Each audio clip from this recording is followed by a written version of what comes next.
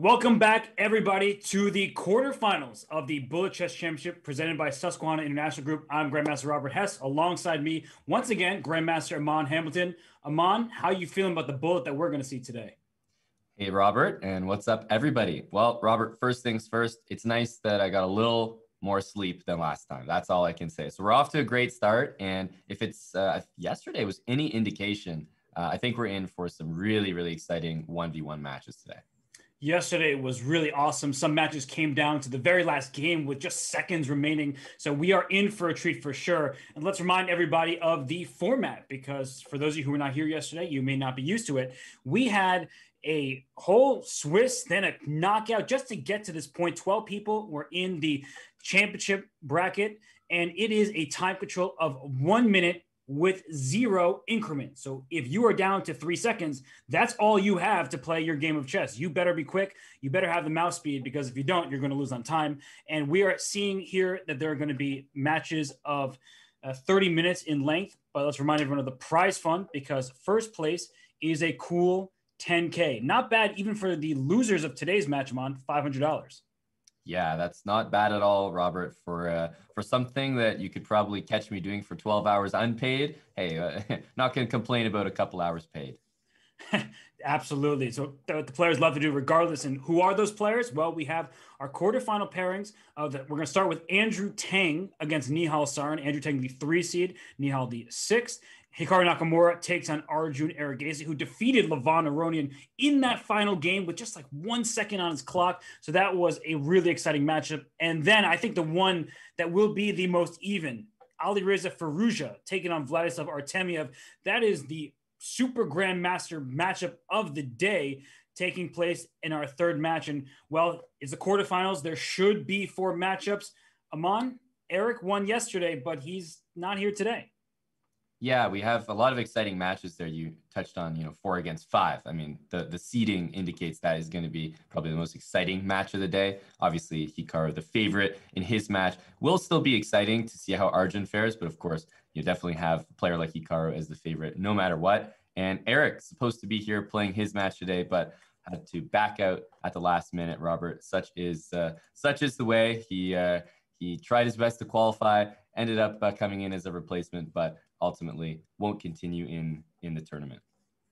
Well, it's unfortunate, but I think one person who will not be too upset about that is Danya Naroditsky, because Danya, he would have been the favorite, at least on paper anyway. He makes his way through to the semifinals. That wouldn't be surprising regardless, but it's unfortunate because Eric, of course, is a very great bullet player and would have had chances. But we are starting with over-the-board action soon. It will be Andrew Tang taking on Nihal Sarin. It is the Penguin GM taking on the Indian teenage superstar. And we would be remiss not to give a big shout out to our presenting partner for the Bullet Chess Championship. Susquehanna International Group is sponsoring this event. It's their global quantitative trading firm that uses strategic games like chess to improve their decision-making skills, and one of the largest proprietary trading firms in the world. So thank you to SIG for making this happen.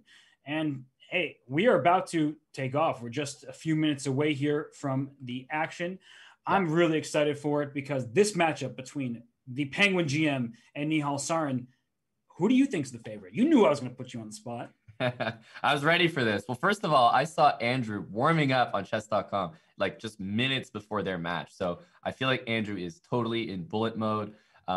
I haven't seen Andrew's games, because I don't think he played that many of the qualifiers, if he did at all. And Nihal, we've been exposed to a lot lately. We saw, his journey here, how he got here. Tang, amazing player. I think that he's probably played a lot less games on Chess.com, something to think about, just in terms of what he's used to. And Nihal, I've said it before, one of the easiest players to underestimate in this event, Robert. He has a really good style for bullet. It feels like he doesn't make full piece blunders or checkmate blunders very often. So it's just such a good style. But ultimately, who do I think is going to squeak it out? I got to go with my boy Andrew Tang on this one. Well, it's the reason why he doesn't blunder pieces is because when he actually drops them, his opponents resign. Remember that game yesterday against Alexander Bortnik where he mouse slipped. Nihal mouse slipped, and instead of winning that piece, Bortnick resigned. He had already pre-moved that resignation in his head, but of course, Nihal was up about 4 games down the stretch, losing the final 3. So it became a close match, even though earlier on it wasn't. And so for Nihal, he said afterwards, he had a very professional response. He was saying, I need to fix my mistakes. I can't afford to lose 3 games in a row, especially not against somebody like Andrew Tang. Yep. No, you make a great point there. And Andrew's the type of guy that if you give a 1, 2, 3 game lead, he's going to run away with the match, Robert. It's as simple as that. As we see the players there. Andrew, is he wearing a C9 jersey there? I can't tell. I can't tell either, but I wouldn't be surprised.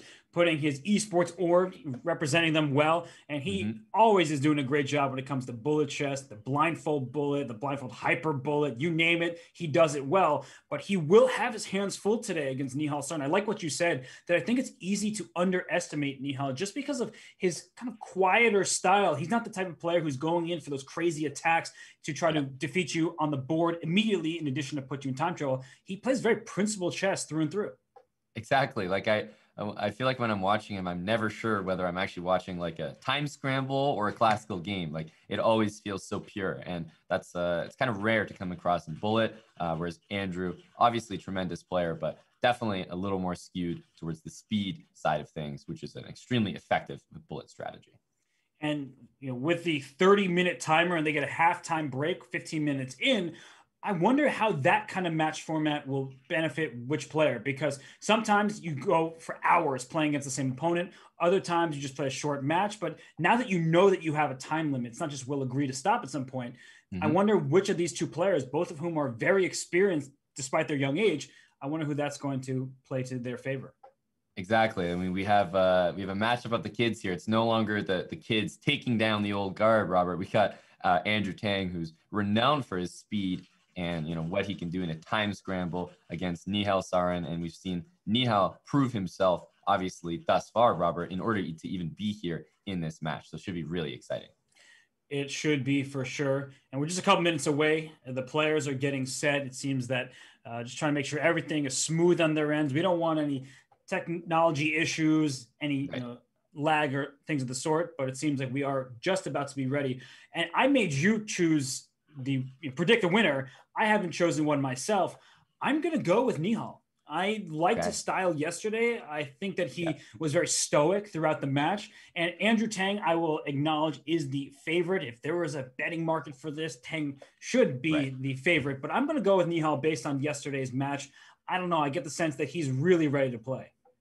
Yeah, and I mean, what did we hear in the interview yesterday, Robert? He was talking about how he doesn't mind playing a bit later in the day, that internet's better. He likes playing bullet at night. So, I mean, aren't we playing even later than yesterday? And maybe he's just getting better and better. That's true. The later it gets, the better he plays. And, well, he may be past midnight. He's wide awake, ready to go, and he's looking serious. And the action is just taking off now. Andrew Tang gets the white piece. Oh, my gosh. I did not know his rating was 3365. The only reason I knew that is I was actually watching a Farouja stream where he was like trying to get the highest rating on the website. And he was like, oh man, I didn't even notice Andrew is up here at 3365. What the hell is he doing up there? He's got a match tomorrow. And look at that. He's still grinding the elo. Wow, well, good start to this game. Andrew also has that very positional style, especially on the white side in these London systems. B7 pawn cannot be captured without dropping B2. That's why the queen dropped back to C2 and then D2. So both sides very solid here. Is Andrew about to go queen H4, knight G5 and checkmate his opponent? Yes, first of all, queen H4, knight G5 is incredibly scary. And on top of that, even a bishop takes knight, rook E3 to H3 is going to follow. Wow, and look at that knight D6 retreat and then knight to E5. So look at knight F5. No rook E3, rook H3 mate for you. If you take on F5, 6 with the E pawn, and he's trying to keep that H file closed as long as possible.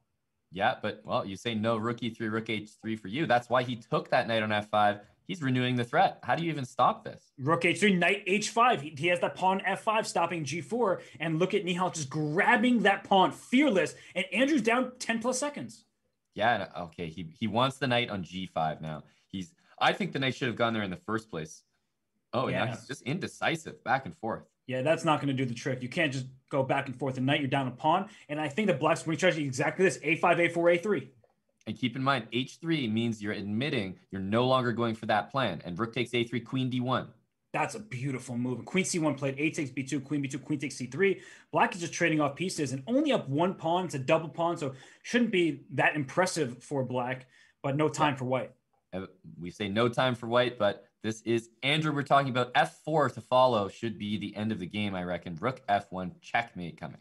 And that's a resignation. And it's kind of funny because white looked ready to checkmate with the rooks in the 7th rank. And yet that knight on g3 configuration with a rook on the 1st rank, that's deadly. 1-0 in Nihal's favor. And look at this. Another extremely solid start to the game. Yeah, and we actually have, I was wondering whether it was going to be a Zukertort with bishop on b2, but no, it's actually more of a Colley system where you play e4, h3, and although your bishop's trapped, eventually that bishop comes out after moves like knight b3. And wait, that knight's trapped on h5. So there's knight g3, but he moves the bishop first because I guess that bishop was hanging and rook e1 to knight g3. That was a fork that was available to black. Yeah, now f6, busting the position wide open. There's going to be some sacrifices. Like if you go and trap this knight or go for it, there might be f takes e5 and e4 after that. So instead, the positional choice by white trying to play against his e6 pawn, the knight on h5. I think we'll see a bunch of trades in the e5 square. No, knight f4 first, but that allows it to take. And then can you take on d7 and take on e6? What is happening here? Wow, and so many things are getting traded right now that it looks like what's going to end up happening is... Oh, wow. Queen g4. Nope, that's not what I was going to say, Robert. No, he decides to go aggressive because the queen on c7 in line with that bishop. He takes on d7. If queen f4, there's knight takes f6 check. So I guess he trades everything that we thought would be traded just in a completely different move order. Yeah, I did not expect that at all, but it looks totally reasonable. Everything gets traded. Tripling on the f file now in f3. Offhand, this looks really good for white just because the pawn that black's attacking, look at this pawn structure, c3, f3 is so easy to defend, and black is now totally passive. And white has the better king, also has more time. And look at this king h1 move, just moving off the diagonal, so there's no queen trade. Queen comes to a7. That queen is a little bit iffy out there, but you can't trap it. I was going to say, I like the move rook to b6. It's just one of those annoying moves in bullets. Like, wait a minute. All of a sudden, he has to play a4, a5 because he might be a little scared about trapping his queen. Uh-oh, but look at that rook on g6 pin. That's really good by Andrew to quickly get the king back to g8. And it's a 3-second lead for Nihal, but he blundered the pawn in the a-file. Yep, but this is all about speed. Andrew started to ramp up the speed, and so did Nihal.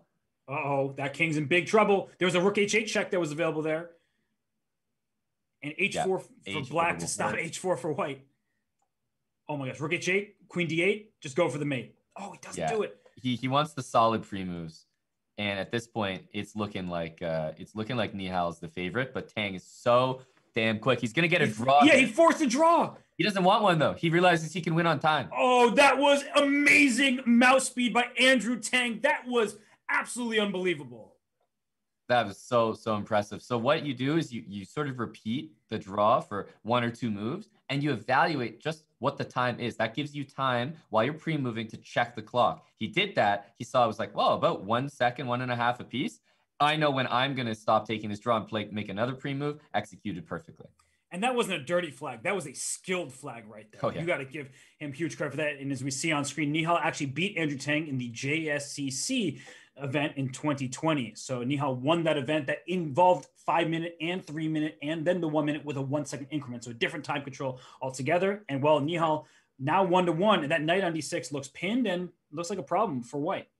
Yeah, I was going to say knight b4, and just the king is all of a sudden in trouble. There's queen h6 ideas for white, but what's the follow-up? I don't see it. Just one check. The king slides to g8, and the knight on d6 is still pinned. White is down a pawn, and Nihal's up 10 plus seconds. Maybe knight takes e4, but it feels like rook takes d1 and pieces get over there way too quickly. Yeah, and here knight d4. I'm shutting down the d file. I'm shutting down the bishop. The knight gets to c4. Good for you. Oh my gosh, knight b3 check is rook d1, queen b3 check. Wow. That was unbelievable. What a tactic he just uncorked there. It's got to be takes knight h3. Ooh, but then you're down. I mean, the only good thing for white is that king on g8 entombs his own rook. Oh, queen a2. Oh gosh, bishop f8. Just kick that queen out of there, and then you can move your knight to d5. Now, the only thing about this position, it's so funny. It's like it was -8, -9 there. But that rook on h8 means I think this is still a game for white to play. 17 seconds ticking down for Nihal. So queen e6, the safe move and trying to trade queens. But all right, his king is... Oh, he won his queen. That's game. Totally forgot. It's almost like when would queen b8 check? Checking a king on g8, uncover a rook on h8, right? that probably threw him off. It's true. We're used to studying tactical patterns, but not that one where the king moves off from g8 and there's a rook on h8 to win a queen. That's unusual. But right now we go back to this Kali system. Very calm start of the game for both sides here. Will that knight go to h5 again? The answer looks like it's going to be yes.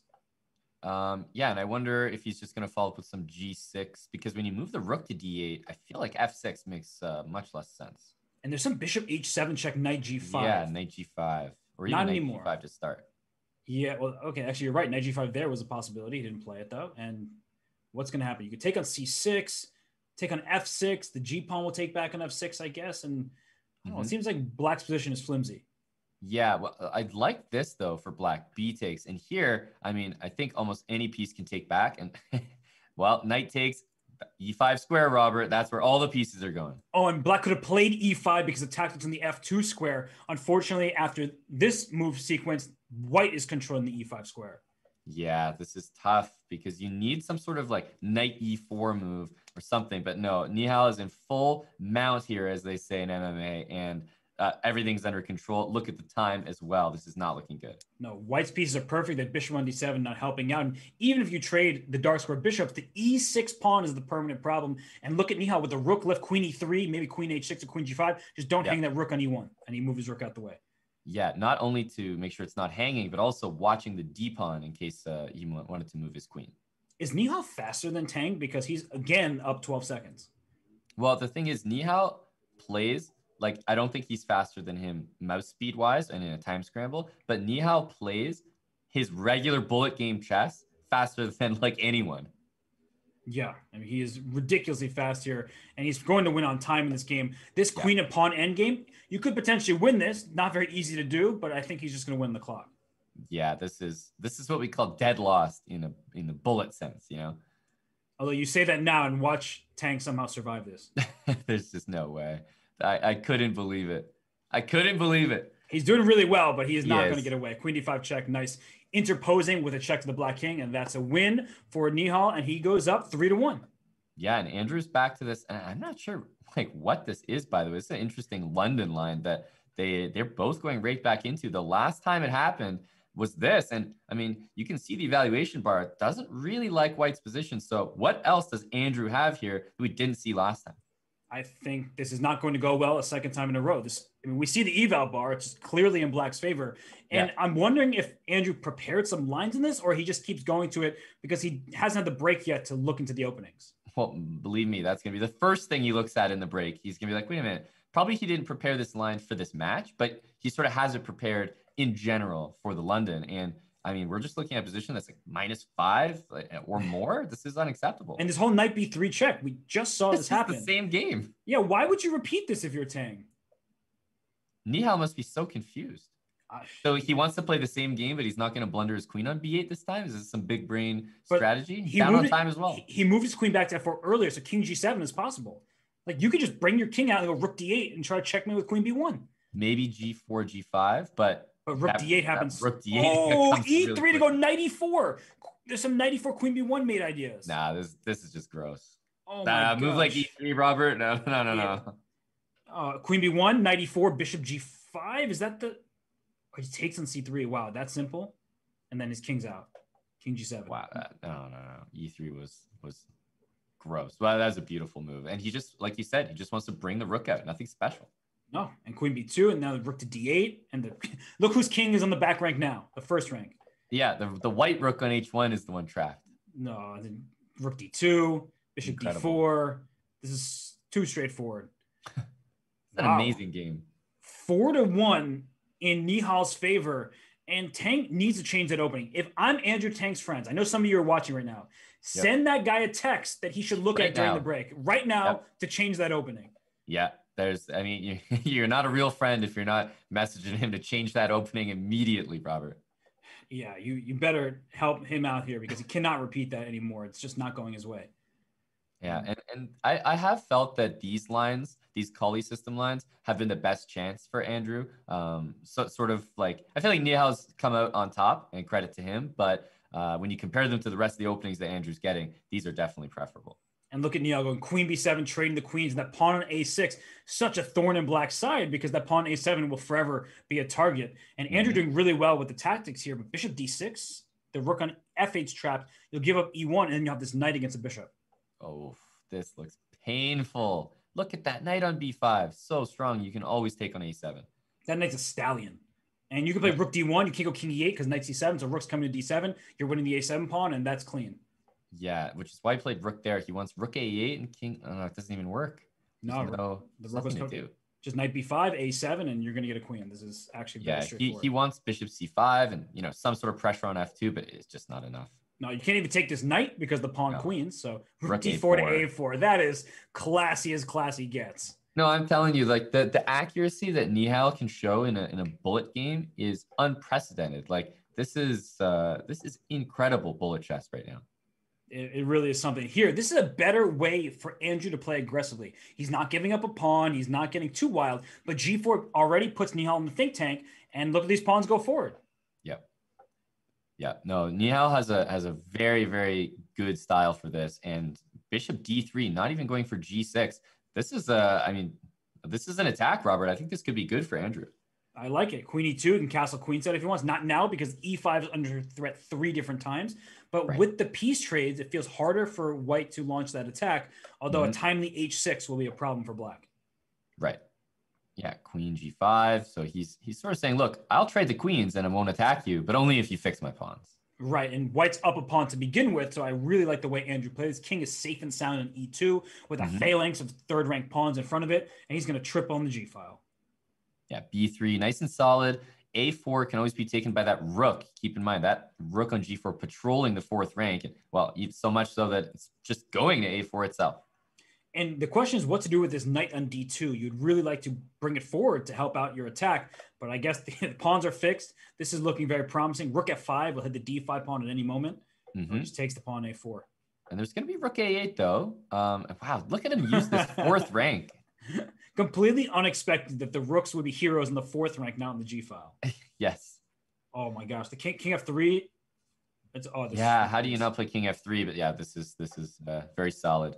a2 falls, king f3, but I think Andrew, with the time edge and finally a very well-played game by Andrew, start to finish, he is going to take this win, it looks like. And I wonder if Nihal's already getting that territory of just wasting match clock. We haven't even hit the halfway point, but he's up 5-1. Then you start thinking, I'm winning, so I might as well let the time go off. Right. And don't blame him. That's just good strategy. Rook d4, and he is going to let that one go with 3.7 seconds left. And Andrew bleeding a bit of rating here, but that's the last thing he's thinking about is he needs to get back in this match. And I think this is going to be the final game before the break, Robert. It will indeed. And we talk about this every day, that the ratings going into the match, not so important. They fluctuate all the time. 200 points up, 200 points down. Well, maybe not 200 points up for Andrew Tang. That would be 3,500 plus. But you get the point that in a given day, you can just drop all these rating points. So Nihal might be underrated today, in fact. And we get this position. Very solid approach from Nihal, even in terms of the pieces, but extra pawn for white on the queen side, extra pawn for black in the center. Yeah, this is definitely a solid position for both sides, but especially if you're Andrew, the way the match has been going, can't complain here. He's getting active, and he's got, the queen side pawns fixed. And nice move f5, so there's no queen trades on the diagonal. Queen comes back to e4. White is very passive here. I would try to play a move like queen c2 at some point and trade those queens, but then there was knight d3 at the end after the queen trade. So this is looking promising for Andrew. I like the way he's probing here. He's making weaknesses. That c3 pawn, now a target. Queen a2 on the cards. And he's not taking a3 because he doesn't want to drop his e5 pawn. That one is essential to keep a better position here. h5. Now all of a sudden white's pieces are going for it. Knight d3 is a possibility. And Andrew is up on the clock, though. Yeah, I was going to say the way that Andrew had been playing those last 10 moves or so with the queen shuffling was he was playing like a guy who didn't mind playing a slightly inaccurate move because he knew that he was gaining a little bit on the clock every time. Oh, queen c4 check was missed as he takes on a7 and b6. So white's king's in danger, but white has all those passed pawns on the queen side. Queen b7. Don't take on e4 with the queen because then there's knight g3 check with mate. Knight g3 is mate no matter what if that happens, by the way. I'm surprised there's even a way out here. Knight g3 is just mate in one. Oh, pin e3. Oh, queen f2 mate coming. Yeah. And now queen h1, queen g2, and then queen d2 check, and you win the knight with check. Beautiful. And just e2, e1 also is... would have done the trick, but this feels pretty nice for Andrew. Yep. On the clock as well, and lots of pawns on the queen side, so no stalemate. Yeah, because here you would sack that queen immediately for stalemate. Exactly. Wow, the game is over. That means we are heading towards halftime. This game will be canceled as soon as it begins. Right. And if you're Nihal, right, if you were told going into the match at the halfway point, you would be up 5-3, you'd be ecstatic. But how are you feeling now that you were up 5-1 and you just dropped 2 games in a row and convincingly at that? Well, I think you're feeling good that there's a break, Robert. That couldn't be better times, because we saw Andrew Tang was starting to go on a streak. So just that little mental break, that lapse between games, I think is going to help him a lot. However, if you're Andrew, you're definitely feeling good. Even though there's a break, you still feel that momentum. And now, after a couple wins, you're telling yourself, okay, this is a guy I can beat. I've done it twice now in a row. Let's keep this momentum. And speaking of breaks for the players, we're going to take one as well. All of you out there, take your break too, because you will not want to miss any of the action. Go grab yourself a snack, some water, whatever it may be. We'll be back shortly for more from the Bullet Chess Championship presented by SIG. I got into playing poker in college and really liked it, but never considered I could make a career out of it until Jeff Yass came and gave a talk at Harvard. Jeff explained that, yes, you can actually use gaming skills for your career and for something to do on a day-to-day basis, which was exciting at the time. I thought it was really cool. We can pretty much guarantee you that we will give you the best education. You will be taught all that we know in a very professional manner by expert teachers, and you're going to be mentored. And I like to think that there's no other place where you can get as much mentorship as you can at Susquehanna. I think that the main thing that everybody has in common is a sense of competitiveness and interest in gaming and strategy in general. I would say you're playing a game as a career. It's very satisfying to me that we've been able to employ so many people, give them not just an opportunity to make a lot of money, but to be with the smartest people in the world and to have a lot of fun and make a lot of friends and create a culture of reason.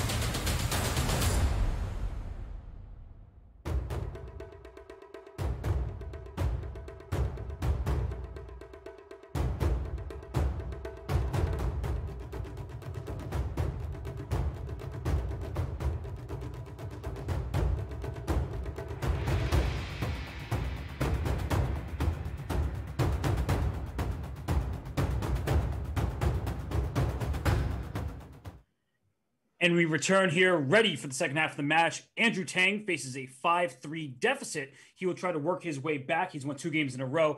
And Aman, during the break, we were informed that the players ended their screen share with one another, which is to help ensure fair play, because they want to analyze their games and see their mistakes.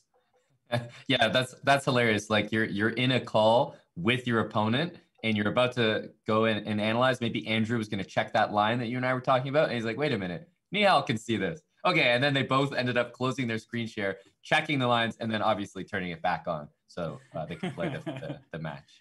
And it goes to show how seriously they're taking this. And honestly, the chess component. A lot of people think that bullet only is about the mouse speed. Well, if you're not getting good positions early on, oftentimes it doesn't matter how quick your mouse is, because you are not going to have a good position, not good enough to withstand the pressure to get to the time scramble. So Andrew, probably looking at that white opening. Nihal, his openings have been solid, not spectacular, just that solid approach game after game, and it's working wonders for him. And it's pretty surprising that he went for that line. Again, that's what I just don't understand. Like, it didn't work the first time, but he repeated it. So if we see that one again, I mean, we might have to do some real talking to him behind the scenes, but let's see if he switches it up. Yeah, we're getting away from this. A lot of this 95, G4. I think this is a much better plan for him. Agreed. And Nihal seems ready for it, though. Yeah, this is something that they played last time. It did work out for Andrew, so I wouldn't be surprised if he repeats things. Yeah, and Nihal went knight to D7, and eventually Andrew took this pawn to H5. So it's still a similar setup, giving up a pawn at C6, but not caring, I guess, because White's king is in the center. Yeah, and he's a little exposed on the king side. I think from a positional standpoint, if you take on H5, knight takes H5 feels pretty good. And knight on H7. I don't like the look of that piece, but rook E8, knight to F8, things like that. So knight can get back in the game. And that H4 pawn, just like the H5 pawn, could become a problem. Yeah, well, first of all, I was going to say that H pawn could have been taken, but he decided to avoid it. Knight G6, King G3, E5. E5. I would have played E5 without even thinking about it. But now he plays it. Queen G4 check is happening, and you have to be careful about this. And the reason he played knight E7 was because E5, F5. He didn't want things to be closed down. And wow, look at this queen behind enemy lines. But it can't do anything, like, because Queen E2, and how many pawns is White up? There's also, like, close to a draw with like rook G3, rook G1, in case Andrew's interested in something like that. He doesn't seem that interested. He wants to play for more. And I like the move from Nihal. I didn't like how much time it took to play knight G6. He's keeping the action alive. The king's on F2, not that safe. But White is up several pawns. C5. And now, speaking of those several pawns, they're starting to connect. F5 is a threat. Oh, F5 played, and lucky that he had that queen takes A2. But that's still good. It actually helps White. The time scramble, White is ahead in the clock. G takes F6 is a free pawn. Now it's not free. He takes it now instead of playing G6, which was looking a lot stronger. So I would say a little bit shaky there from Tang, but should absolutely still be a win. Yeah, C7 next, and you're going to get queen. There's no way to stop it. Yep. So Tang wins 3 in a row. Picking up where he left off. And in case you thought this was going to be a blowout, guess again, because this is only 1 point lead now out of nowhere. And now Nihal needs that kind of solid game that scores him some points. That's what I was always told. If you're losing several games in a row, you just want to stop the bleeding, get at least a half point here. And there's no way to ensure that in bull chess. This isn't classical. You can't just force pieces off, get into an endgame, make a draw. No, you need to play. Yeah, and you need to play quick. Sometimes when you're trying to play for a draw and bullet too much, you end up playing slowly and just get flagged. Exactly. And I like White's pieces, but no real advantage right now. You see the eval bar says like extremely level. And what about bishop takes F3 coming? You have to watch out for that because that would ruin your pawn structure. Yeah, I was going to say, wasn't that possible in the previous turn? That seems like a kind of a big miss. I agree with you there. Instead, we're seeing a trade of knights. Queen D3 would be the response to rook C4. That's why I went rook D5. And double pawns, but they're not weak. And bishop E4 now, rook E5 would be the response with a pin. Very interesting game right now. And maybe just bring the rook back to D5. I think he was concerned about bishop E4, but I don't love the move rook. Oh, queen takes C5. Oh, no. Back rank checkmate, and Andrew just shakes his head. The bishop on C2 is a sniper covering the escape square. And he sees those. I mean, basically put it this way. He doesn't miss those. No, he doesn't miss them. And, well, I keep forgetting who's white and who's black because they're playing sort of similar openings with both colors. Yeah, I was going to say the same thing. When I saw that A pawn, I was like, oh, here comes Nihal with the pawn to A6. Oh, wait a minute. Nope. Other way around. And we have 9 minutes, 40 seconds remaining. Plenty of time for this comeback. But if I'm Andrew, you need to continue playing the way you've been playing. Even though you just lost that game, that was a one-move blunder. Whereas in the previous games, he was outplaying Nihal. Yep. And this is a very specific setup that black sometimes goes for. F5 with knight on G6 supporting the knight on F4. And it's tough to move these pieces. And queen, wow, D5, what a shot there. And he can take on D5, trade queens, take on D6 at the end of this variation if he wants, but instead he keeps the queens on the board, which I think actually helps black. I thought he was going to take the queen and play bishop takes F5, but instead queen E2. And all of a sudden it felt like it worked out for black, although knight E5 is not what I expected. Wow. No, that's a pin. And if knight takes F3, G takes F3, maybe there's a counterattack down the G file real quick. Love that move, queen C7. I really like that move. Taking a step back, D5 shutting the bishop down, and hey, I don't mind if I do threaten mate in 2. And that was clearly seen by Andrew, but he's down 10 seconds once again. Nihal outplaying him and much faster than the clock. Rook takes D5. Rook takes E5. Ooh, it has to be with the rook. Yeah, and the rook slides to E5. So Tang sort of surviving the tactical skirmish, but what about the clock? 7 seconds. And he takes on D5 and king H8. Okay, giving rook takes E6. So that's the time. That's what's of the utmost importance here. Yep. He needs to start, showing us those Tang pre-moves. He's going to need them. And knight takes from bishop D5. Watch out for back rank mates, similar to what we just saw happen to Tang. He's trying to use that to his advantage. And oh my gosh, that covered the C8 square. That's check. Oh, and queen D8 covers the back rank and attacked the bishop. No, with 2 seconds left. Yeah, there's no way. This would be too insane. He can try to get rid of these pawns over here, but that pawn on B6, guess what? That's staying there the rest of the game. Oh my gosh, this game's still going? How is he doing this? What moves by Nihal in the time trouble? Wow. I'm so surprised by the move knight E5. Tang must have been as well. Normally you'd think to flag that, you just bring your king over, but he goes knight E5, knight C4, guarding the pawn again, predicting bishop D7 from Andrew. Wow, that was one way to win on time, and there's 7 minutes, 20 seconds remaining. Andrew starting to run out of time. He needs to win this game. Yeah, I think there's no question. Bishop takes F3. Finally, this move gets played. That has been available a lot in this match, I want to say. And look at the position now. And this looks like you're playing for 2 results if you're black, but in bullet, it's really playing for 1. It feels like you're so much easier to play. You're a pawn ahead. That pawn D4 is isolated and weak. This seems too easy for a player of Andrew's caliber. It does. And he just needs to solve this rook issue. Like if he gets this rook on H4 kind of back to civilization, I think he's got this. Bishop G5 and game over. Oh, knight takes E6. Oh, that's one tactic you want to avoid was these knight E6 tactics.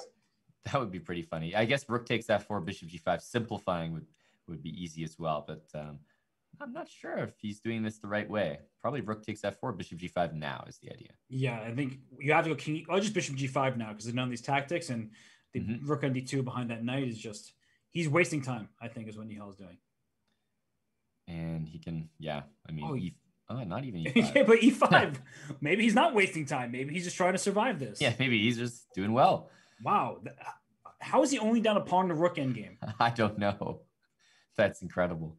Yeah, this is really just wild stuff. But the problem is, now you take on A4. So that would have theoretically entered into drawish territory, but not when you're down 8 seconds in bullet. And that was a good move. Rook D to F6, so strong. Yeah, now you're up 2 pawns. This is winning for black, and with the time, that's the easiest part about it. Yep. He always has king up to G4 ideas, and king takes H4, and that will be enough. Now he's got the 2 pawns. And I wonder if bullet players almost study this so that they can win by pre-move.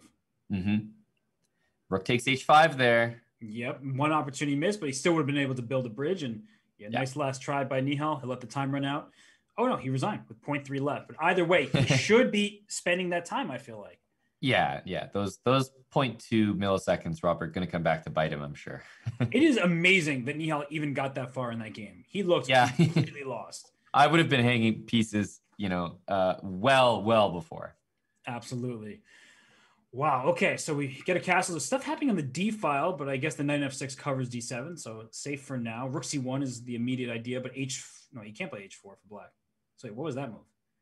Yeah, H5 is just like a just supposed to scare you, and it's kind of working. Yeah, I was scared, and I was like, wait, you can't play h4. So what's the deal here? Oh, bishop takes g3 is on the cards. Yeah, I like the look of that. Yeah, just take it, no? Okay, he doesn't. And now knight takes h5, so he left it too long. Bishop takes g3 was just very strong there. g2 and e3 hanging after that. Yeah, that would have been a clean extra pawn for black. It almost looks like what h5 was designed to do. Make you play h3 and then drop something. And Nihal looks confused. I was just looking at his face over there. I was like, what's going on? Wait, queen g4? Yeah. Wait, queen g4 and mate on g7. Just that looks pretty straightforward. Look at that bishop on b2 rather. Like, I'm looking to get the queen out there. Well, he plays it down. I don't know what was different about the move order, but I guess knight takes c6 is going to win material regardless, and g6 is the only move. That's some big brain stuff. Yeah. What? Too much for me. Oh, knight f6 check. Oh, okay. 98 double check, winning the queen. Nasty stuff from Andrew, who's finding his form when he needs to. And he missed 97 queen h4 was a force mate, but this is still obviously winning. The problem, though, is it spends some time. 3 minutes, 30 seconds remaining. This will be a 1-point match. That I don't think the time is costly just yet, but that could have been some valuable time. And he mates him on g4. Now he's got mate. 1-point match. 1-point match. Andrew Tang with an epic comeback. Can he continue this and actually take this match? Nihal, again, playing the solid Kali system. And remember, if there's a draw, still technically okay for Tang. They will get another game for sure. So if you're Andrew, I don't think you have to go all out as if this is a must-win game. I agree with you there. And right now, White claiming space, but c5 for Andrew right now, taking the space right back and isolated pawn. We don't like the look of that.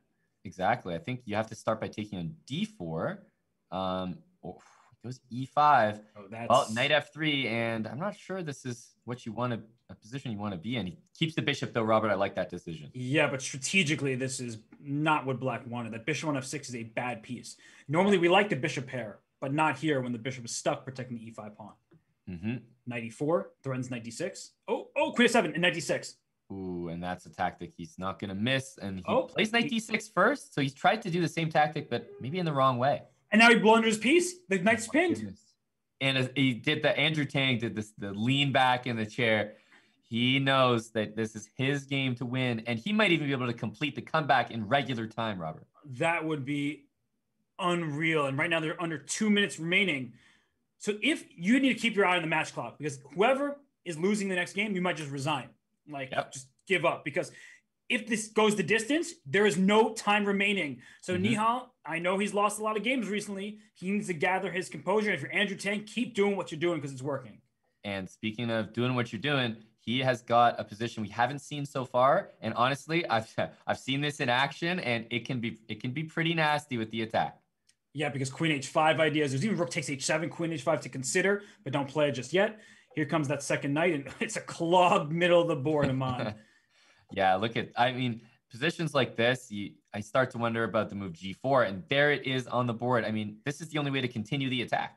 And there's a minute 15 remaining, and this looks terrible for black, and we see the eval bar skyrocketing in Andrew's favor. You should consider resigning at some point. Bishop takes e4, knight takes h6, and rook g3. All this stuff must win. Yeah, queen takes h6. How do you stop the mate on h8? You can't. There's no way. You got to resign. Nihal's got to resign this game. He smartly resigns. He has time for one more game. Yep. So now it's Nihal that needs to make the comeback. And Andrew, is he going to be able to? All he needs is a draw, Robert, in this game right here. He does. And Nihal playing the same exact. So we said Andrew's friend should call him.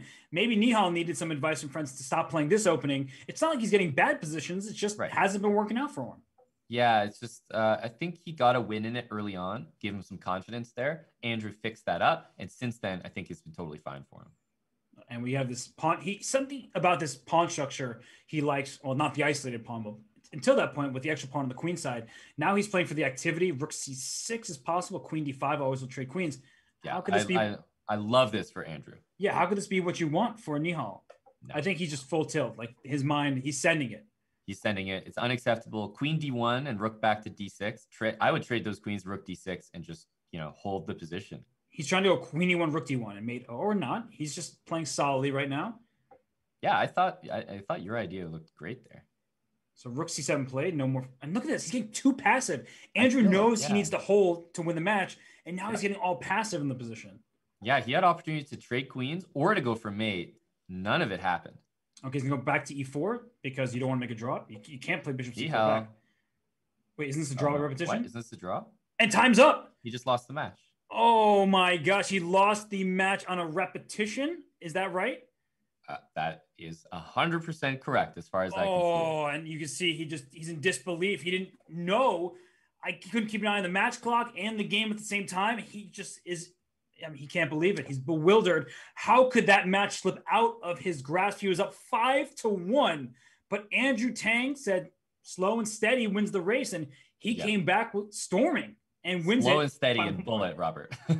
Well, no, he's fast and aggressive. He's really not slow or steady. But either way, he wins the match. Aman, what did we just see there? You know what we saw? Something I think that I mentioned during previous matches, which is that the favorite, and on paper, I think we'd have to agree, was Andrew coming into the match. I feel like the favorite takes time to warm up, to get the gears flowing, and I think that's exactly what we saw. Andrew, slow start, but what did he have? He had an amazing comeback victory, and that's exactly what you expect from a 3350 caliber bullet player. And we were praising Nihal for being such a solid player. Even in bullet, I think that was his downfall. He was too solid, and Andrew was able to neutralize any edge that he might have had. We are going to go on a short break. When we return, we'll be back with Andrew Tang, and we'll hear his thoughts about that wonderful match win against Nihal Sarin.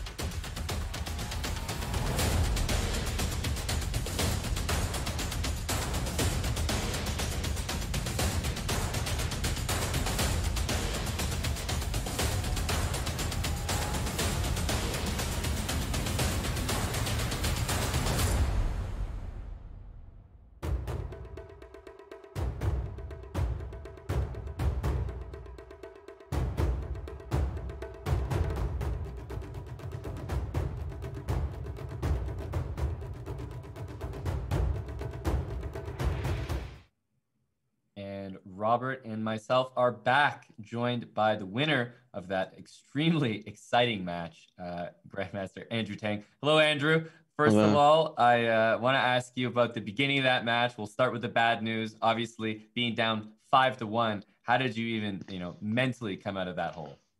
Yeah, that was pretty terrible to say the least, but I kind of realized that I was just getting beaten out of the opening, so I felt like I wasn't exactly totally just getting outplayed, but I needed to switch things up, so I stopped playing that line of the London. I think things got a lot better right away. And you actually cut the deficit to 5-3 heading into the break. Did the break come at a good time for you? Because not only did you have the momentum, but as you just said, you could change your openings up. Yeah, I think, okay, it might have broken my momentum a little bit, but it gave me a little bit of time, and I did check the previous games really quickly, which confirmed that that opening was not good for me. So I think that was pretty important. I think actually openings can be quite important in matches like these, even if it's bullet. Yeah, completely agree. Especially when things are moving so quickly, it's hard to adapt when you get to the next game. And as the match progressed, it actually got to a point where you were the one stringing games and games together. Were you conscious of the match clock? Like you knew you had enough time to make this comeback? Yeah, actually, I was keeping a close eye on that. So I saw when it was 7-4, I knew I had to win the last 3 games. And of course, I knew I won the match after that draw. I don't think Nihal did, so that was lucky for me maybe, but yeah, no, I knew I had to win those games, so just full focus mode. And yeah, he was seemingly in disbelief at the match being over there, but we were in disbelief of your ability to flag Nihal in one of the earlier games when it was like the Yes. two rooks against each other. Your king was getting mated. Then all of a sudden you decide to turn on the jets and win on time. What goes through your mind when you have just like 1, 2, 3 seconds remaining and you're trying to fend off an attack and then switch that mentality to win on time? Yeah, so he obviously like should have put me away there, but I just have to try to prevent as many mates as possible. And he gave me this opportunity. I saw I could give him like several checks repeating. So that's perfect when you have such little time. I have easy pre-moves and it's just much easier for me to play. I knew I could throw in a couple more checks at the end. And you flag your opponent like 95% of the time there. There you go, Robert. You heard the His stats. flagging strategy. Snapple fact number 637. Got it. That's a good one. Well, Andrew, I wanted to ask you as well what you make of your opponent Nihal, because we found him super impressive in this competition overall, and then obviously he made it all the way here, even managed to get up 5-1 against yourself. Is this an opponent that you've played a lot online? Because he was certainly impressive in this tournament we found. Yeah, for sure. He's gotten very, very good at bullet recently, especially. And I have played him a lot recently, and I've had actually pretty bad results against him. So I wasn't looking forward to this pairing at all. But yeah, that's just how it goes. I think he's definitely an especially difficult pairing for me. Well, speaking of pairings and players you played many times, your semifinal matchup will be against Danya Naroditsky. You played him countless times. How many times do you think you played him? A couple thousand at least, for sure. And well, what's the difference between playing him in all those previous games, many of which are streamed and kind of played more for fun, versus playing in a timed match where you know that you don't have time to make up ground as if you're playing endlessly? How does the mindset change? Yeah, definitely. I think getting to a good start is very important. I don't want to repeat what happened today, but I don't know. It's interesting because I feel like recently we've been playing always like while streaming, so I'm just looking forward to having like a serious match with high stakes with Danya. For sure. And last question before we let you go. I know that was a taxing match. What shirt are you wearing right now? Is that a that is my jersey, yes. Yeah, okay. I just wanted to, be proud about it. You're Andrew Tang with C9 representing the esports org. And do you think people were watching you? Did they send you messages of support? What's that like? I think probably if I open Discord right now, I'll have a lot of messages, but I haven't checked yet, so I hope so. Well, we're sure that they are supporting you and rooting for you. I know every time I go on Twitter after one of your matches, they're tweeting about it. But congrats, Andrew. Really just a fine performance to come back from a 5-1 deficit and defeat such a strong player. You move on to semifinals. We look forward to seeing you tomorrow. Thank you.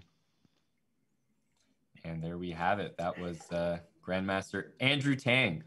Always a nice interview and nice to hear his thoughts, especially, Robert, that 5-1 lead that was opening up, just to hear what he was thinking and how he was able to turn that around. Really insightful. Yeah, it's great to hear players' thoughts, and in specific moments where you're wondering, how do they know what to do? He just told you 95% of the time, if you can make a repetition and then you stop making that repetition, you can flag your opponent. But next we have Hikaru Nakamura against Arjun Erigazi. Not somebody to take lightly. We know Hikaru, the heavy favorite. He won pretty much all the qualifiers he played in. He's the reigning bullet champion. But Arjun just knocked off Levan, who, to be fair, doesn't play that much bullet chess online, but is a super grandmaster and showed that he can really play bullet chess. Yep, 100%. There's no doubt in my mind that he deserves to be here. There's also no doubt in my mind that Hikaru is the clear favorite, but that's the type of matchup you can expect from, the number 1 seed and the number 8 seed in the bullet chess championship. Hikaru is also the defending champion here. And Arjun showed some tenacious defense yesterday, and that can come in handy because Hikaru is the stronger player. We know he's higher rated in, all formats, but if you can put that defense up and make your opponent's life as difficult as possible, that's a grueling effort, and we're human. We make mistakes. Yeah, and if you start to list the ways that it's possible to beat Hikaru Nakamura in bullet, I mean, it's a very short list, so you sort of have to pick your style. You either go toe-to-toe with him tactically and just be ready for the skirmish on the board. And the other option, Robert, is try to flag the guy. And that's pretty hard as well. Hikaru's not the fastest player on the planet. I mean, believe me, there are faster players than Hikaru. But the thing that he does the best is he plays with such high accuracy, so tactically sound during the game that it's not that he's so quick with the mouse. It's that his moves are so strong, it's hard to react to them quickly. And here we are. We're with the vintage Hikaru, the B3 systems on move 1. And Arjun played very quickly out of the opening yesterday against Levan. So we'll see if he can keep that up because, as you just said, the one way that Hikaru could possibly lose these games really is on the clock. And right now, Hikaru just jumping out of the opening here with a lead of 5 seconds. Yeah, rook d3. And the nice thing with rook d3, it's flexible. You can double on the d file or the e file. He goes for the e file, and he might take with the pawn there, but he decides to keep that triple pressure on the e file opened up. And look at how quickly, I wasn't even looking at the queen side. He's saying, I'm going to take on e5 with the rook so I can go win a pawn over there that doesn't seem too relevant, but a pawn is a pawn. Mm-hmm. Yep, 100% true. That is just full board vision. Yes, and now he's up a pawn. Still can't do anything with it just yet. And queen f5 played, trying to keep the tension alive, and bishop f6. So no more tension, and also no more bishop against knight dynamic. And look at that. Pawn takes f6, that awareness from Arjun. That way he can keep the pawn on d5. Yeah, and the Hikaru definitely better positionally speaking, but he threw a little bit of his advantage, maybe a lot of his advantage away there. He did, and now it's a rook game, even material. And in fact, the pawn structure on the king side, not that bad. If these pawns get traded over here on the queen side, the game should be just a draw, but he dropped the h5 pawn. Yeah, that's just structurally, you have to be aware of that. Once again, I credit Hikaru's full board vision there. He took a pawn on a5 and h5 this game. And the problem here for black isn't the board, it's actually the time, because I think on the board, this should be close to a theoretically drawable game, I should say. But now with the king on f4, h5 check at any moment, you're just going to try to beat him on the clock. Yeah, king f5, annoying move here because you have that rook f4 to block, and you can see the evaluation bar hovering around equal. And look at this, king to g5, very smart by Arjun. I think f5, he's able to trade off the remaining pawns, but the problem is the rooks. Rook against rook is not a draw. f5 now, he might save this. Oh my gosh, if he saves this, there he goes. Take the pawn. King g3, king g5. Oh, he's promoted to a knight, though. Oh, no, it's not that. Oh, gosh. Oh, man. Oh, he doesn't get it. He doesn't get it. He doesn't get it. So close. I mean, he really worked for that. He really worked. The problem was he wasn't supposed to, and he didn't want to play rook h8, rook takes h6. You want to wait as many moves as possible. And when you're playing bullet, sometimes you have to skip those steps because you want to make the position the easiest as possible to pre-move. And so many things were happening there that I didn't even know what I was saying. I still ended up promoting to a knight, and I wondered, what am I talking about? So that was crazy. Hikaru too quick for Arjun in that one. And Arjun put up great defense, is what we highlighted before the match began. And right now, Arjun's up a pawn out of the opening with white. Great opening. I mean, yeah, rook back to d2. He goes rook b6, but at this point, b3, just be solid. You've got that extra pawn. And look, at e4 is so well defended as well. Okay, so just don't hang your knight on a4. Bring that back to c3. Bishop 6, knight d5. Your rook is the b3 square to run back to. Right. And that's exactly, I mean, you're calling the whole game so far. That's what he needs. And f5, there we go. Something from Hikaru to, spice things up in the middle. And knight e5, so you take f5, you drop c4. So he just takes on c5. And he's still only up one pawn, but knight e7. Great awareness by Arjun to use that tactic. Yeah, tremendous play so far. King e5. And, I feel like there's something brewing here. And he plays g3. Rook d2, hits the bishop and threatens rook e2 check. Do you have that here? That is a big move. He takes on c6 instead, which is still 2 extra pawns, but not the bad move at all. But Arjun down on the clock, even if he's up several pawns. And he's trying to keep all of them, and I think he's succeeding as well. Yeah, he is. You can even go bishop e3, king to d3, pawn to c5, things of that nature. And he should be able to take this one. Yeah, this is one that, yes, you're down on time, but you have 17 seconds, and in total, that should be enough. But he's dropping the 8 pawn, so 1 pawn's going down. f6. He could put f6 and rook f5 after that if he needed. Yep. 12 seconds. I still feel like white's the favorite here, but Hikaru's so tricky. I mean, he's just a hard guy to put away. But bishop e5, really nicely done. You get your king on e6. You have rook b8 now. Oh, he doesn't play. He's going for checkmate. He's going for checkmate. That's beautiful. The awareness, Robert. I would have played rook b8 in a heartbeat there. I wouldn't even thought twice about it. Rook b8 would have been my move, and you're winning there, but that threatens checkmate, so you end the game. Remember, you can lose on time even if you're up a queen. Well done by Arjun. It is 1-1. Will Hikaru bounce back in game 3 here? Yeah, and something we've seen from almost every one of the favorites so far, Robert, has been shaky starts. Yes. And Hikaru did win the first game, but any start that's really not taking a lead is a shaky start for someone as strong as Hikaru. And right now, Arjun playing on the king side, Hikaru lining those queen and bishops up on the diagonal. Knight g6. Ooh, knight g6 overlooked. And that's a very important pawn. Because you go queen e7, knight g6, and you just have to go back where you came from, a pawn down in a regular position. This one is a wash, I think. And yeah, now you're down 2 pawns. Oh, he pre-moved king g6 because he thought knight g5 was happening. And yeah, that's that. So 2-1 Hikaru. Very good game by Hikaru. He didn't do anything that spectacular. He didn't go out of his way to go for tactics. He played principal chess, and it paid off for him. Yep, you're 100% correct. That is sometimes all you need. And we're back to this type of position, although it's transformed into a Benoni. Yes, and the Benoni is very sharp, and in bullet chess, that can go either way. And f5 is the idea for black. He can't get it off right yet because the queen on c2, pawn e4, covering the square. And Arjun, he's playing these well. And after f4, it is met by f5 because of the hanging bishop on e3, which is still there. So we might see rook a to e1. No, this looks very problematic for black, but maybe Hikaru will be able to survive. Knight g5 there. You can trade off, try to open up more files for your pieces, go after the g6 pawn, and look at him. Look at Arjun, full board awareness, the b6 square, the f5 square. Problems for black everywhere. Yeah, the only thing is queen f7 is a nice move, and there's knight g3, knight f6, knight h5. Hikaru's pieces are starting to find exactly where they want to be. And rook takes e3 as a threat, followed by bishop d4. Oof. So he plays rook f3 to preemptively defend that square, and Hikaru takes the... Oh, I kind of like that decision. Knight on e4, knight on g3, but look how quickly he took with the bishop and bishop h4. That seemed to catch Hikaru off guard. Yeah, I think he forgot that the h-pawn could be captured like this, and now the d6 pawn is a bit vulnerable here. So how can you get after it? Bishop e7, he goes for it right away. And there's no repetitions. There's g takes f5, and he pushes f6 with the pawn, so you can take on d6. Yep. Wow, what is happening here? What's the material count? Extra pawn for white. Up here. And he's trading. Oh, he hung his knight. He hung his knight.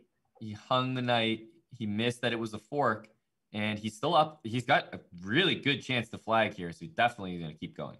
And I looked at the screen to see how Hikaru's reaction was, but he is streaming and his camera's being captured from stream, so there is some delay. That's why you saw him slap his head when a little bit later than it actually happened. On a different move, yeah. Yes, and this king should be mated soon. Rook moves somewhere. Bishop f6. You need bishop f6. Look at that move. Knight d4. Knight f5 check. Rook g7. Oh my gosh. Knight e3 is a good pre-move. But there's no mate.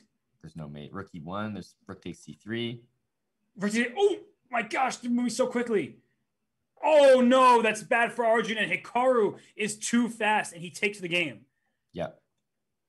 Yeah, and this, I mean, you can see the camera reactions there. Nobody's happy with that one. No. And okay, we're on to game 5 now, 3-1 for Hikaru. Arjun was really just a tad bit away from taking that game and tying it up 2-2. So he's right in this match, but he cannot afford to drop games like that because Hikaru won't give you too many chances. It's so true that, right when you feel early on in these matches that you have a chance against Hikaru, the problem is if you miss all of those chances, the score starts to add up. You don't even realize it's getting away from you. That's true. And we have another knight on e5. We saw this earlier, hitting the rook on d7. Rook f3 is a threat. Knight c6 would have been a threat if the rook didn't go to d6. So I like what Hikaru is doing, but I think Arjun, look at that move, queen e4. A fine way to trade queens. And that pawn on a3, vulnerable. If it was on a2, a lot different, I think. But, not sure about that move. That pawn structure. And there was a knight d2 instead of a knight c5 available to Arjun that he didn't go for. And now the problem is that black's pawns, extra pawns in the center, and that look at the black pawn stuck on dark squares, h6, c5, a7. That bishop on c1 can attack, whereas the bishop on f8 is stuck to defense. Mm-hmm. And this is, the b4, you have to favor white here. I really thought that Hikaru getting his pawn to h5 was the difference in this game. And look at this. He's going to take f4 when he wants it, but push that c pawn, c6, you can't even stop it. And that's a win for Hikaru. Yeah, this is what I was talking about. It starts to add up, Robert. You don't even realize that it's happening, and all of a sudden he's getting a 2, 3, 4 game lead. And it's 4-1 Hikaru Nakamura. We did just see Andrew Tang storm back from a 5-1 deficit. Unfortunately for Arjun, well, he's facing Hikaru Nakamura. He's not going to give you too many chances. But I think Arjun, he needs to do something in this game. And wow, it's getting sharp, and I don't really like white's position at all. Yeah, I don't know what line this is, but with missing the center pawn like that, this doesn't feel right. And I'm just looking at the players, and Arjun just hasn't reacted at all. He just is kind of there and just playing game by game. You wouldn't know how he's doing in his positions. Exactly. He's telling nothing. He's telling nothing. Some players like to look at the webcams when they're playing. Right. And the c4 just dropped. Why is he not taking c4? Bishop b7. Well, I think he's concerned about bishop b7, c6, which is why, yeah, I mean that's... Okay, but bishop a6 and rook b2, there's rook d8. There's to be very careful if you're black here. Yep, knight d4 coming as well. Uh-oh. So he's thinking it was king f8. Uh-oh. Just like such a Hikaru move. It's like, okay, yeah. I'm not even going to take your pawn with my king here. But now you're down. Oh, you're not down any material, but you are essentially, it's 2 extra pawns for white on the queen side, and those pawns are mobile. And there's 2 extra pawns in the center for black. Those pawns not as advanced. Keep in mind, Arjun is the one who's up on time here. Hikaru thought a lot about the ramifications of bishop takes b7. So he's down 5, 6, 7 seconds here. Oh, wait. Okay, those pawns are a bit vulnerable. Knight c3. Yep. King e5 is f3, so you can't bring your king forward. Just move b5. Yeah, I think that's smart. And then a4. Just keep pushing those pawns. Because yeah, I'm wondering, what does black do? What? Oh my God, what a move. Oh my, wait, what's happening here? Oh, you queen on e1 and you stop 97. And the a7 pawn guards b6. Wait a second. He should have started with b6. If white had started with b6, knight d5 would have stared in both. We could maybe show this later, but that is wild. And all of a sudden, he flips that around. That was insane. Hikaru is just, he's so tactically alert. And there's 18 minutes, 25 seconds remaining. Plenty of time here for Arjun to catch up, but good luck catching up when Hikaru's playing like this. He's going to have to take a page out of the Cloud9 handbook that Andrew had, because 5-1 is a scoreline we've seen comebacks from before, but he's going to need to do the exact same thing here against an even tougher opponent. All right, so we see a trade on e5, position starting to open up a bit. Both kings in the center. Black about to castle, though, so to castle safety. Knight takes e5. I mean, it felt like their tactics on the e5 square. Definitely. Like, those are the things that you're looking for here. If bishop to e3, then you're 100% right. The queen is staring at the e3 bishop. Right, so now the queen trade is being offered, and that looks a lot less promising for black, but takes with a knight there. Wow, that's such a weird decision. This whole game is catching me off guard here, but I guess white is first to the action. The a7 pawn falls. There's a pin on the bishop on d7 to the other bishop on e7. Right. And there's knight g5. Oof. Wait, knight takes e5. Knight takes e5 because bishop c5 check. Oh, that's such a great tactic. And instead he falls into a tactic of his own. And look at h6. So open up the 7th rank. Mm-hmm. Rook Okay. e8. Knight d6. Knight d6. And now rook c1. Oh my Yep. gosh. And now Drop Hikaru's down a that. piece. He dropped that, and it's just still such a tough position to get out of, though. Yeah, he just hung a piece back on Just hung d6. a The bishop piece was back. pinned. h5. He's just going to resign. Yeah. Wow. Wow. Okay. Well, it was almost like hanging a piece was the best way for Hikaru to win that game. It was the most efficient way. Yeah, because his position clarified and Arjun had the extra material and the advantage, objectively speaking, but practically every single move was difficult to play. Yep. And we get back to this Benoni structure. And okay, the knight just wrapped around to c7. He's not playing for f5 in this particular position. Seems like white should have an edge. Yeah, the fact that this knight got to b4 is not always the worst because white's sort of trying to play around that piece for now. Knight c4, might see something like queen c1, targeting h6 as well, but e5 is going to crash through instead. Yeah, and this d5 pawn should not be captured. There's a rook on d1 staring at the black queen on d8. You can think about playing d6, and he takes there first. Wow, look how quickly he was aiming for rook e8. Right, and I'm not sure... Because there's, yeah, I mean, the rook's defended by the bishop. Yeah, the knights look a little clumsy all of a sudden. Uh-oh, and wait, knight d3? Cutting off the queen from the knight and then the f2 pawn. Ooh. Oh, that's such a strong move. Maybe d6 you might try to throw in here? Yeah, probably the only way, but after d6, even bishop d8 or something. Oh, knight f4 happened. Or knight e1 was maybe Knight e1 would have ended the game.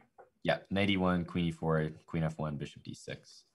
And Hikaru up, 15-ish seconds and yeah, this Too much time. Too much time.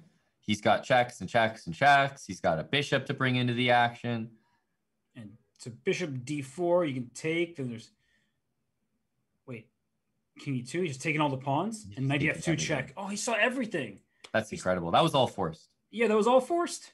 Yeah, I think it might have been available on the turn before, but he was just bringing the bishop in, and then he probably noticed that that's like Hikaru puzzle rush right there. Yeah. And well, I think we're at our halftime here. It is 7-1 in Hikaru's favor after that last game. Aman, I would ask you for words of advice for Arjun, but I don't know if anything we say can help at this point. No, because I'm barely keeping up with Hikaru's calculations here, Robert. I think there's nothing that humanizes you more than trying to commentate on a Hikaru bullet game. Like, I'm 5 moves behind, and I'm wondering how Arjun is even keeping up. Like, he's had some chances in these games, which is very impressive, but it's sort of that sentiment that I was hinting at earlier where you lose 1, you lose 2. They're all really, really close. Like, just one move, you feel like Hikaru's got covered, and you're like, oh, man, I had it, or I should have flagged that. And then you look at the score, and you're down by 6. Well, I'm out of ideas right now, which means it's time for our break. When we return, we'll be back for the second half of this match between Hikaru Nakamura and Arjun Erigazi in the Bullet Chess Championship presented by SIG.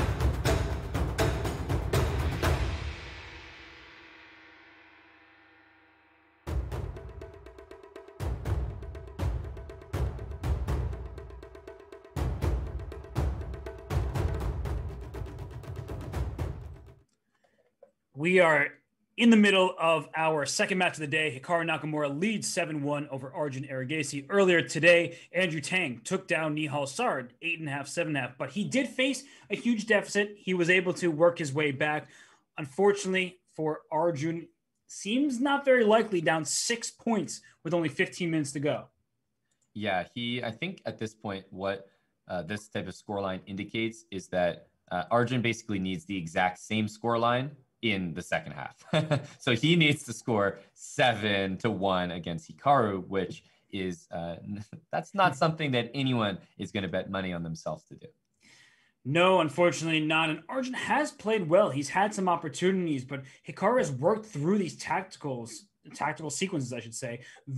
Moves in advance. He's been really impressive and he's been alert. And of course, he's going to be disappointed with himself. He always is. He's his own harshest critic when it comes to his chess. But we've been extremely impressed thus far. Yeah, and that's the thing. When you're 33-50 regularly, stuff like this won't impress you because this is what he expects from himself. So the thing is, he's actually been blundering. But if Arjun was picking up every single blunder, then he would probably be right back in this match.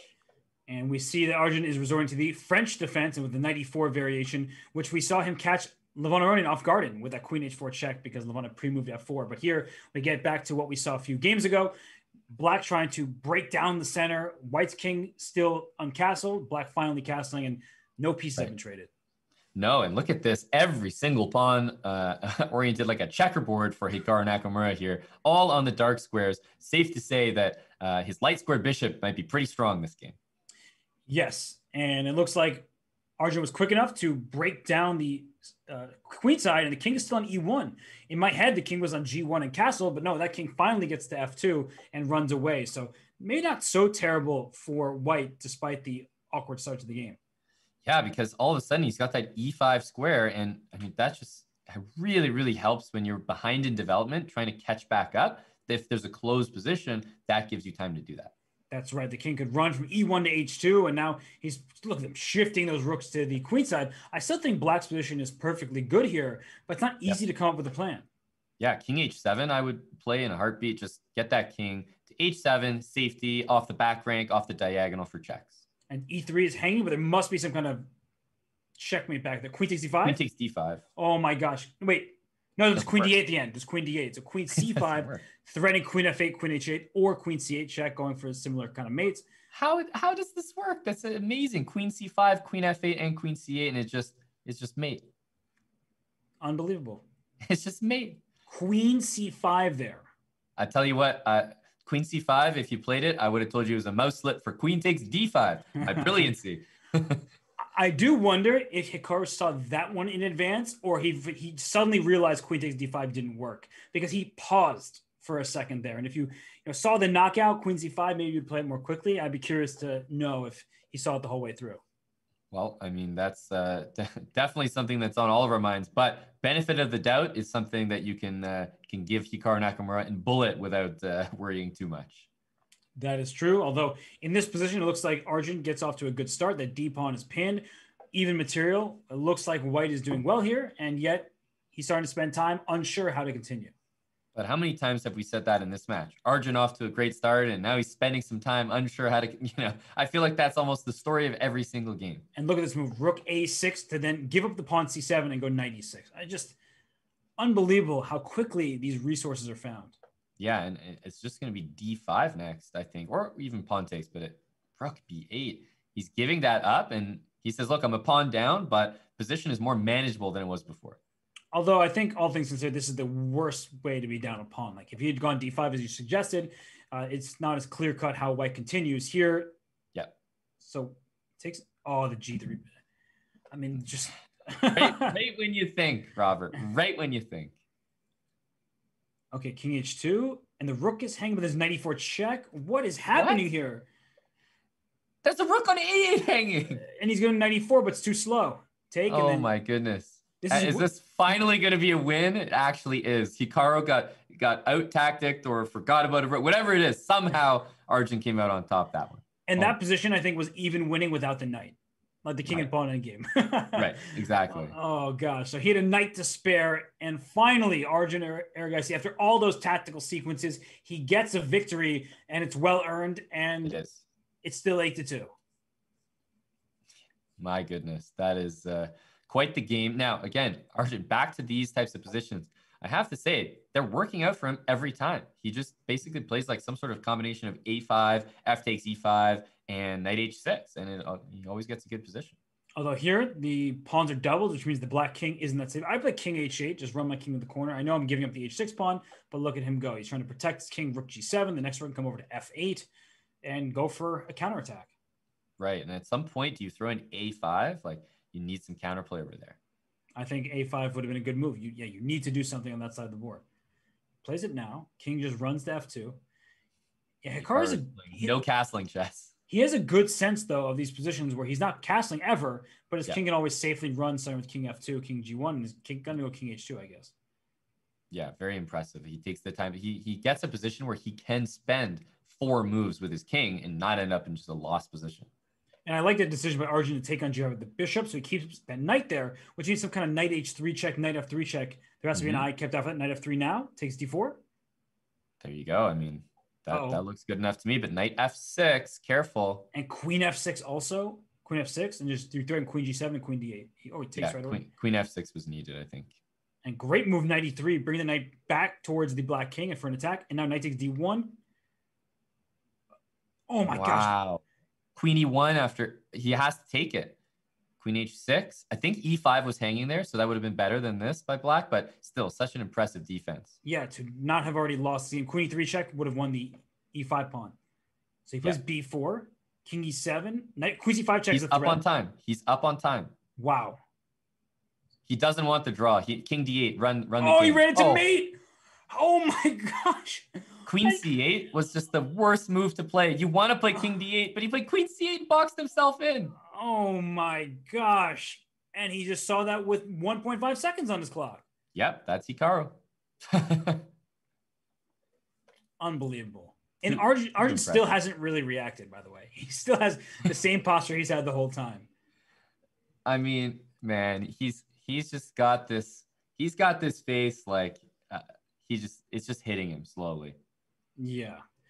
And it's what more can you do, right? Yeah, exactly. What more can you do? Hikaru's playing like this. How are you supposed to beat him?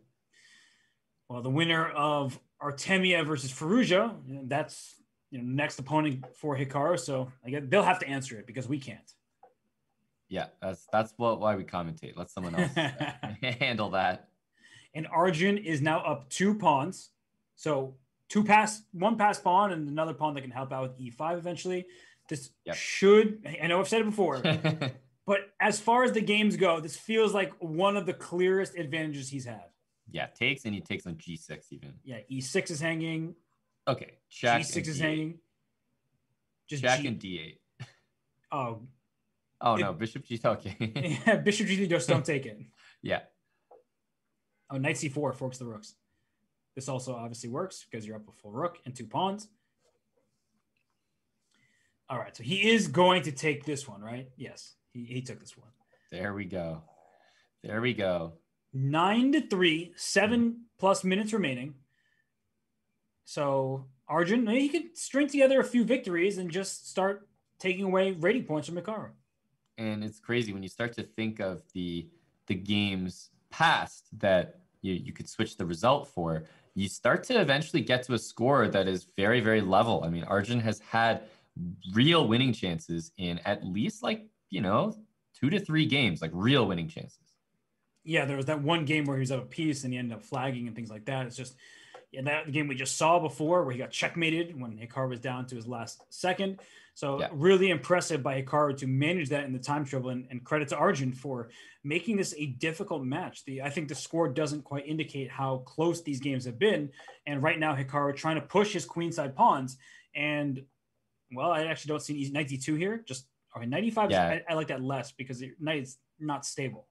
Yeah, the thing is knight d2, bishop a5, bishop e5 was needed. And, if you don't spot that in the moment, then knight e5, more aggressive, maybe makes sense. And look at this, bishop c7. You take a7, I take a5. So right now black is up a pawn. And the eval bar I see likes white. So yeah, because if you go b6 and then a6, there's b5 and knight b6 to sort of hold everything. That's right. And after b6, maybe you can take, with a piece on b6. But right now, king d3 is the threat. And just kicking the knight out. Yeah, and it just hasn't been met. So he loses. b6 can be played or knight back. Okay, good effort with king d7. You still can't take the knight because the pawn is going to promote. Incredible. And the knight stops the king from advancing. So there's just nothing to do. Wow. Just a little fortress over there. a6, a7. Oh, still a6. Knight f2. I mean, may as well take that. There's the e-pawn that's running. Yeah. Oh my gosh. And then king b7? Okay, took first. You can try to take all those pawns with knight g4. Oh, you can't pre-move knight h2. Yeah, that might be a problem. He took that pawn, but he's no time, so it didn't matter because he's losing the clock. Yeah. Wow. Just wow. It's funny because we're trying to work through the complications of the position, and maybe Hikaru wasn't finding all the knockouts, but he's moving so quickly that Arjun just has no time left, even when the worst is behind him. And that's like a knockout in itself. When you play so fast that your opponent doesn't even have time, literally no time to process the how convoluted the complications are. That's also just a way to outcalculate your opponent. Think quicker than them and don't give them time to think on your clock. That's right. And is there going to be a sack on g5 right now? Because that's what I would do in a bullet game and probably not think twice about it. Arjun says, no, I'll leave it there and bring my knight around. Solid, though. Very solid. It's just like one of the best positions for Arjun out of the opening. And now, for the first time, some pieces have been traded. Before that moment, nothing had been traded. Hikaru gives up a pawn, which makes his king worse. And bishop d3 now. He should have played bishop d3 and taken on e4 with a piece. And Hikaru wants to play, he wants his knight c7, a6, c5.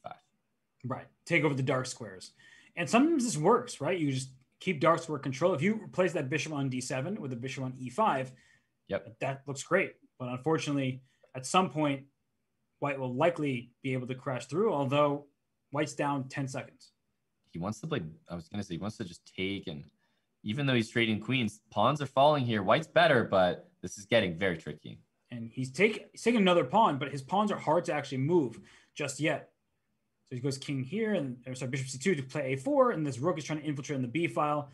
How is this that difficult? It feels like White's up so much material. I know, but he can't get that knight out of c5. Rook c7, knight a6, and it goes back. Yeah, that's frustrating. g3 thrown in. And he can't take the knight because there's always rook b2 ideas. But look how quickly he's playing. Hikaru is so good at this stuff. Yeah, rook c7. That's what I'm looking at, yeah. Oh my goodness, you can't even take g3. Nope. And knight takes e4 is happening in the next few moves. Oh my goodness. It's turned around so quickly. How? Oh, but Arjun gets out of this. Rook c7. Oh, he had rook c7 there. Yeah. His king back to g2 was not what the position needed. No, he's just going to lose in time. Yeah. Despite now finally getting his king all the way away. That's the problem, is that as soon as you maybe get Hikaru tactically, which is rare, he's always got more time than you. He is exceptionally speedy, and Arjun now down 11-3. And I really wish I had any words of inspiration or just something to fix, because I just don't know how you take down Hikaru. You were right, though, that I think speed will be, if anything, Hikaru's kryptonite, because it's clear that Arjun can keep pace on the board in terms of tactics and things like that. But even when Hikaru's in a bad position, he's ahead in the clock. So whether it's Farouja or Artemyev, it will be interesting to see if they can just play more quickly than Arjun did and give Hikaru more of a run for his money. Exactly. And we see a performance here from Arjun Erigazi that is not one to be shy of. I mean, this is definitely a good performance by him. He's put some points on the board. The problem is, I think that Hikaru is playing even better than some Hikarus that show up on other days. Like, he is really playing well right now. He's a king on h4. I mean, that's just king g5 for the get checkmate in a few moves, but it was worth it for sure. Yeah. And I think White's just crushing here because of the h-file control. Yeah, just move that bishop on e3 and make some big time threats on the e6 pawn. And look at this b4 to get that bishop in. He sacrifices the pawn. Oh gosh, queen e5 is mate. This is gonna That's hurt. mate. Queen e5 is mate. Wow. Yeah. Just look at the final position. It's just very visual. Oh gosh. Right, you didn't have to trade things and then break through. No, you just checkmated with all those pieces around there. Yep. Whew. Well, I think this might be the last game, Robert, as bishop takes f6 and knight c7 played by Arjun. Opposite bishops here. Unless this is a quick draw, I'm pretty sure this is our last game. Yeah, and I don't think either player is too unhappy about that. Hikaru, he's, maybe he wants to keep playing, I don't know, but he's about to end this match with a, 8 or more match victory. And for Arjun, it's like, I've had enough. This has been fun. Yeah. He said he wants to play the toughest competition. He got his wish, and well, it's been a hard time. Yeah, there you go. You're playing the toughest competition, literally. And all right, white is up a pawn here, but the bishop isn't particularly good. And now he has the b file, so he has some chances. But we saw that knight on c5 in the previous game where Hikaru was black. Yep. There it is again. Yeah, and this is once again going to be tough to remove from the position. And I can look at the white king. Black is just better here after losing a pawn. Yep. Taking a pawn on f2, rook b2 can be played. The king on f1 probably will get checkmated at some point soon. Mm-hmm. Rook f2 check, rook f5, and then rook f1 mate is the immediate threat. Yeah, it's mate. Yeah, this should be mate. Yeah, rook f2, rook e2, and rook e2 and rook e1 pre-move. Yep. Wow. And I wish I had more to say, but I think wow sums it up pretty well, wouldn't you say? Yeah, I a few wows from me as well. I think the chat probably echoing those sentiments. I mean, this is just an impressive match, a crush. We have to say, obviously, a bit expected maybe for some people, but Arjun is a very strong player. So when someone makes him look for some reason like he's not, then he's even better. That's what that means. Yeah, Arjun really came at Hikaru in some games. He was better in some. He just couldn't maintain both the position and the speed at the same time. That combination is what makes people bullet champions. And unfortunately for Arjun, who had a great showing yesterday and played good bullet chess today, just couldn't make it work. So on that note, we are going to take a break. And when we return, we'll be joined by Hikaru Nakamura, who just made his way to the semifinals of this Bullet Chess Championship presented by SIG.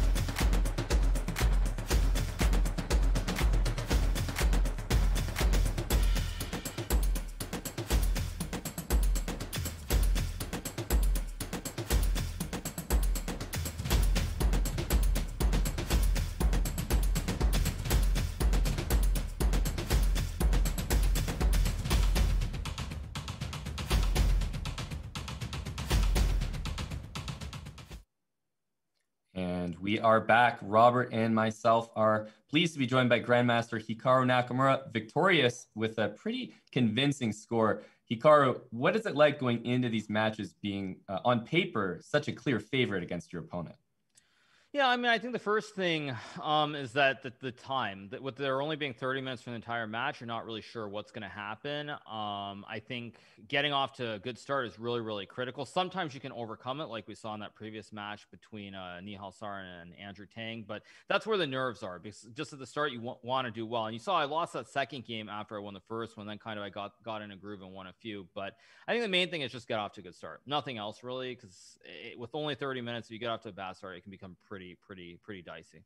Yeah, that makes sense. And you were actually up on the clock in many of the games. Was that a concerted effort on your part to remain ahead on time, even if, you know, there are moments in the game where under normal circumstances, you'd want to spend more time to figure out the position? Yeah, I mean, I think it really depends on the kind of positions that you get. I felt the positions that I had in this match, for the most part, excluding some of the French games, which were not very good, was that you just want to get to move 20 without really thinking. So I tried to just play natural moves that made a lot of sense. And I think if you make natural moves and you avoid major blunders, you're always going to have a chance in the game. Like there were a couple end games where I was worse, if not losing, but they were a little bit tricky. So being up like 5 to 10 seconds made a big difference. And I think that's sort of the contrast. You either can use your time and try to get the winning positions, or you can sort of just blitz it and trust yourself not to make the big mistakes. And it certainly paid off, because I felt that in quite a few of those games I was much worse, but Arjun didn't have enough time to capitalize and win the games. Yeah, that seems like a pretty accurate summary. Now, to most people on Twitch, obviously, everyone's very familiar with you, Hikaru, probably less so with your opponent. Were you familiar at all with Arjun and some of his games, maybe from playing him online previously? Yeah, I've played him quite a bit, and he's done very well against me in Blitz, like 3-0 and 3-1. I vaguely recall something, I think Kramnik spoke about him in an interview maybe a year and a half ago, so I definitely had heard of him. And yeah, I knew he wouldn't be a pushover. I've played him quite a bit, fortunately, but he's a very strong player, and he has a bright future ahead of him once over the board chess resumes. Absolutely. And speaking of strong players, you will face the winner of the Reza Farouja and Vladislav Artemyev match. I'm sure you played against both of them countless times at this point. Do you have any indication of who might be the favorite in their head-to-head? I mean, I assume that Reza is the favorite just because of his rating and the fact that he's a star in Blitz and Bullet and everything. He won Title Tuesday earlier, but apparently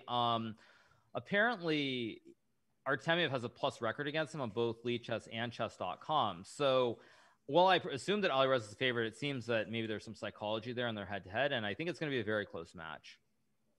Yeah, I think that's well, obviously an accurate summary, and just about maybe the final four potential, as it's shaping up to be obviously Farouja or Artemyev, but also on the other side of the bracket, Naroditsky, Tang. I mean, Hikaru, just this final four picture developing. What do you make of the competition, as these are players that you've probably had a lot of experience playing on stream?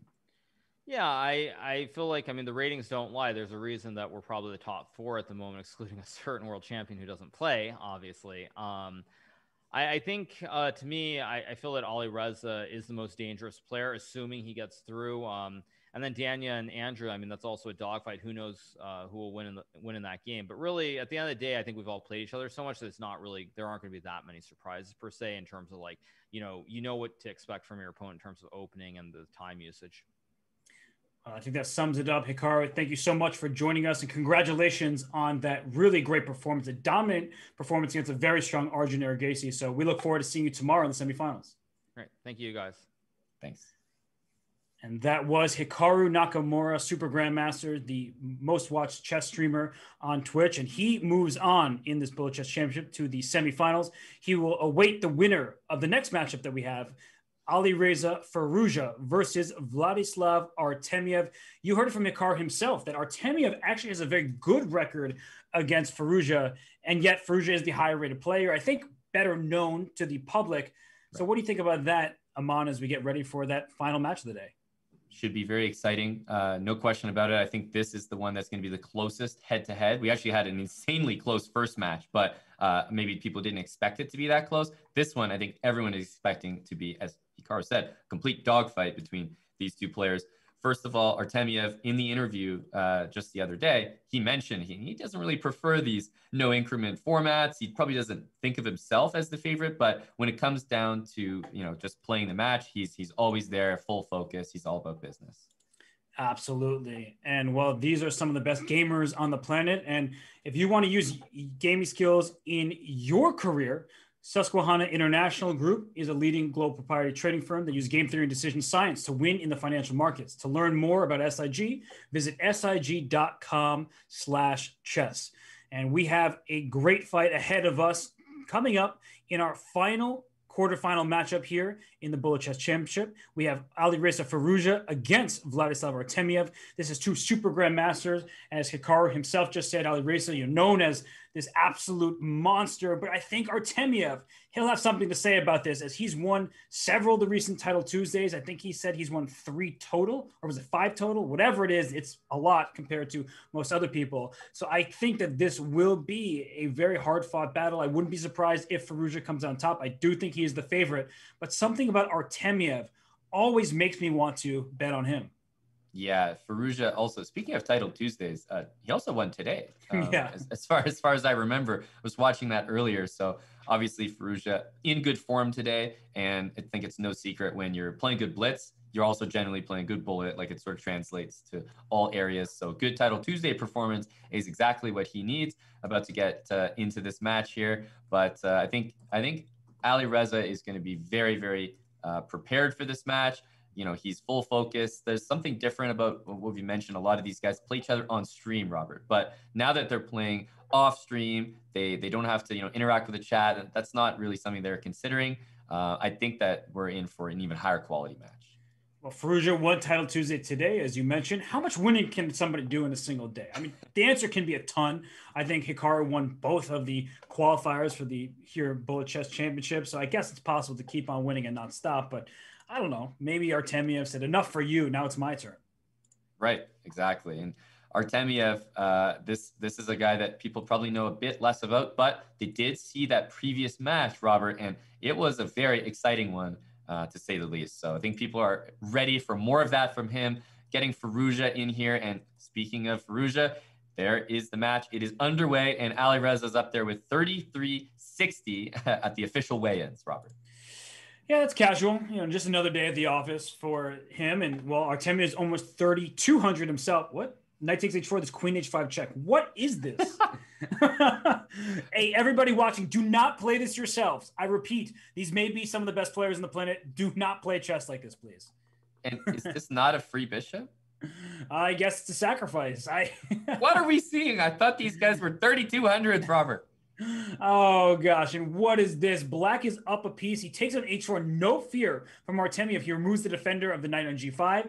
This just looks great. I have seen this position never amount of times in my life. I can't believe I can say that on a couple moves into like a regular, practically Trumpovsky attack. Yeah, well, I don't think this is something that Reza will be repeating. We saw Andrew Tang go with this opening that wasn't working out for him. I mean, Reza's down a piece. He's down a full piece. Down a full piece. F3, also loose in this position. Queen trade, obviously he's psyched about. And D4 might even be falling here. He's just going to resign the game. He doesn't want any part of that. Save time on the clock. Just admit that was just not it and go next. And Artemyev is locked in. Look at his face. He's just playing chess. He's focused on the game here. Knight f5 hit the g7 pawn. Watch out for knight g7 sacrifices. You may have protected it, but that bishop on b2 would be happy to see that diagonal be even more exposed. And talking about exposing that diagonal in the g7 pawn, look for moves like g4 in this position. And that's why h5 is considered and played by Reza. And look at Artemyev. Says, give me that. I'm going to take a pawn. You make it the bishop pair. Your pawns in c7 and c6 are weak. I haven't castled yet, so your checkmating attack won't work out because my king's still in the center. I do like Farouja's activity, though if that activity is parried, then white should be better with the pressure and the extra pawn. Definitely. And rook a5. Look at that move. He needs to keep watching the f5 pawn because the queen was there. And you've talked about that diagonal early in the game, Robert. That bishop on b2 is saying hello on the dark squares. And now c6 can be taken even with the rook, but then rook takes a2. And so he plays bishop c3, so he can take on f5 potentially if the rook takes on a2. That king on g8's in a world of trouble. Yeah, rook g5. At this point, you're considering king f2, rook takes h5, and rook g1, swinging all the pieces over to the attack.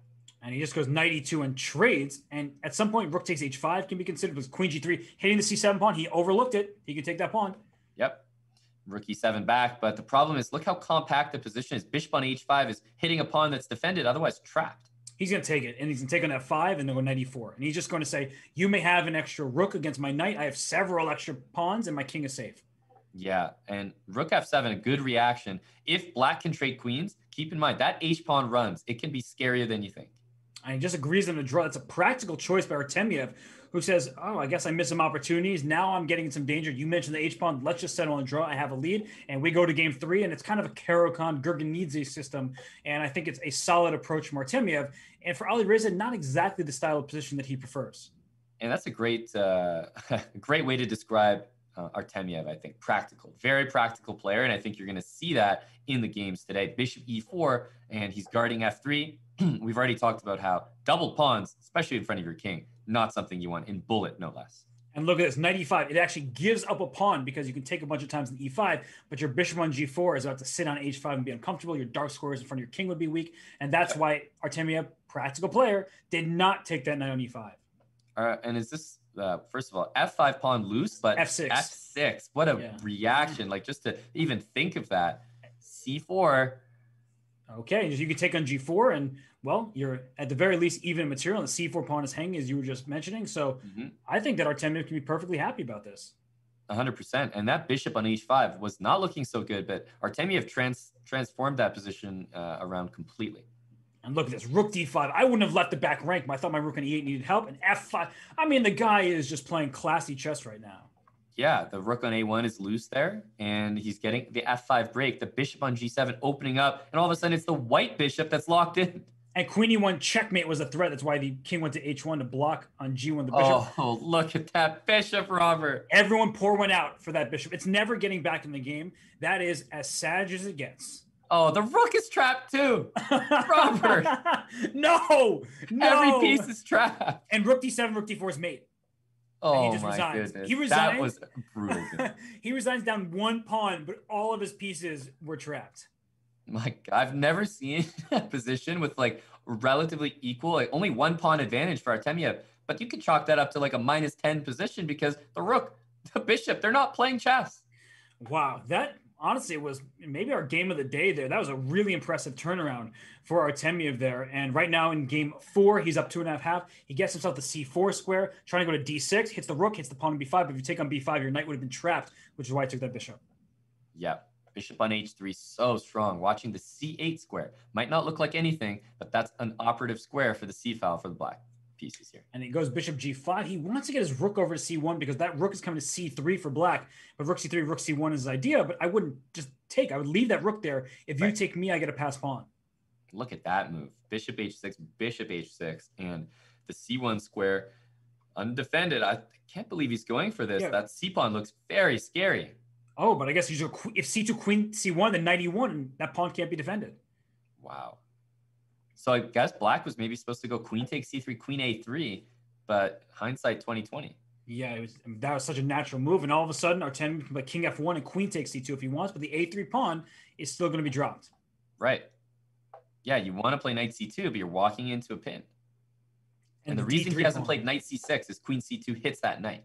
And look at this, knight to e6. So if the knight took, then there would be knight d4. That's why I took the queen, and he gives up the queenside pawns, takes the center. I think black's pawns are faster. Yeah, I think black's just winning. Queen b2, and the pawn is queening. a2, a1. And e5. Hanging. Yeah, if you want to take that. And king h6, no more checks for you. a2. h8's covered as well. Queen g7, king h7. Yeah, he's doing a good job. I think he's going to have to play queen f8 there. Wow, what a find by Artemyev to win that pawn. That looked game over, and all of a sudden he's fighting because that black king isn't truly safe anymore. Yeah, it is something that you sort of glaze over there, but the series of checks that he executed was extremely accurate. Queen d7, you can't block. Queen d4. Oh my gosh. Takes on g3, and his king gets there. Oh my goodness. Yeah, I can't believe Artemyev, he caught every single pre-move. Yes, he did. Queen e2. Okay, king e2, whatever. Just bring the king and queen h4. Oh my goodness. And that is a reaction from Artemyev. Usually he just sits calmly there, but he was upset with himself that he didn't win that game. Yeah, I think that honestly comes from experience. Like in a bullet time scramble with 1 to 2 seconds, there will be something that just, kicks in, triggers that you've done this before, and there's a specific technique for that. Artemyev, I mean, he can do that in his sleep, but not when there's 1 second on the clock. That is tough. Yeah, that was really just impressive stuff. Then Artemyev was down a piece, right? He was losing, that pawn was promoting. So even though he was upset, that's recency bias. Like if he really thinks about that game, Reza was outplaying him. But right now with the black pieces, Artemyev, his pieces are all on each other's toes, and white is up a pawn, although that bishop on f3 is sort of operating as a pawn too. Yeah, I think here, the fact that both sides have expanded, like the king moving here is not a big deal. Look at it, king c2. We saw Hikaru Nakamura play like 10 bullet games without castling, and hey, it worked for him. And that's how you castle by hand, right? You just move your king a bunch of times and look, yeah, you castle queenside. And right now Artemyev trying to battle on the queen side, but he's going on both sides of the board, and yet there's no breakthrough. That bishop on f3, I called it a pawn. It's laughing back at me because it's just defending everything. Yeah, I mean, that's what pawns do. And bishop on f3, just saying, please take me, correct the structure. G takes f3, and neither side wants to do anything. So b4, he's opening things on the other side of the board where the action is. And look at Artemyev just dart over to the king side, but the d6 pawn's a potential weakness. The b7 pawn clearly is something to be done. With queen h4, there was rook takes b7. Okay, that bishop was hanging, but it was a sacrifice. He needs to go for a7. There we go. Knight back to b5. I was worried when he brought the knight back to c3. I think a7 is the weakness, and he finally goes for it. And look at that, taking on d6, winning the rook on c5. Now, just crashing through all over the place. And I love that move a5. Ooh. Unfortunately, you're getting checkmated. Yeah, we still love it, though. And that's made in 2 on a7. Right? Because you're trying to keep your king closed. You just happen to have no pieces defending. But that's the way you save games like that, is this kind of quick a5 type moves. And Artemyev, the lead is cut to 1. Reza with a really blistering attack there. And now he should be feeling a bit more confident getting in the zone. Yep, exactly. And rook e8 here, we see the e5 intention by Reza. He is going to do that. But that makes the bishop on c4 pretty strong in these positions. That's true. And the bishop on c8 needs to get out at some point, probably trying to go to e6. And all right, now all of a sudden the pieces are just clogged. No trades have happened yet. And g5 is what I'm looking for Farouja. Yeah, and will this knight on f1 reach the e3 square? Because it's even better after g5, targeting those light squares that are now a bit weaker. That's true. And even with like d5, a pawn sacrifice to open that bishop on c2 to take control of the light squares, he just goes for the pawn directly. And what just happened? c3. Look at that recognition by Farouja. Yeah, he baited him into that. He went knight back to f6, and Artemyev was like, wait, give me that central pawn. Oh, and then knight back to h5, opening the diagonal. So good. Although, wait, what's happening here? Because the f4 knight is a bit vulnerable. Knight e2 check wins the queen, though. Oh, okay, overlooked. And it's still here. It's still there. If you move the rook, there's knight e2. And now both sides are realizing that.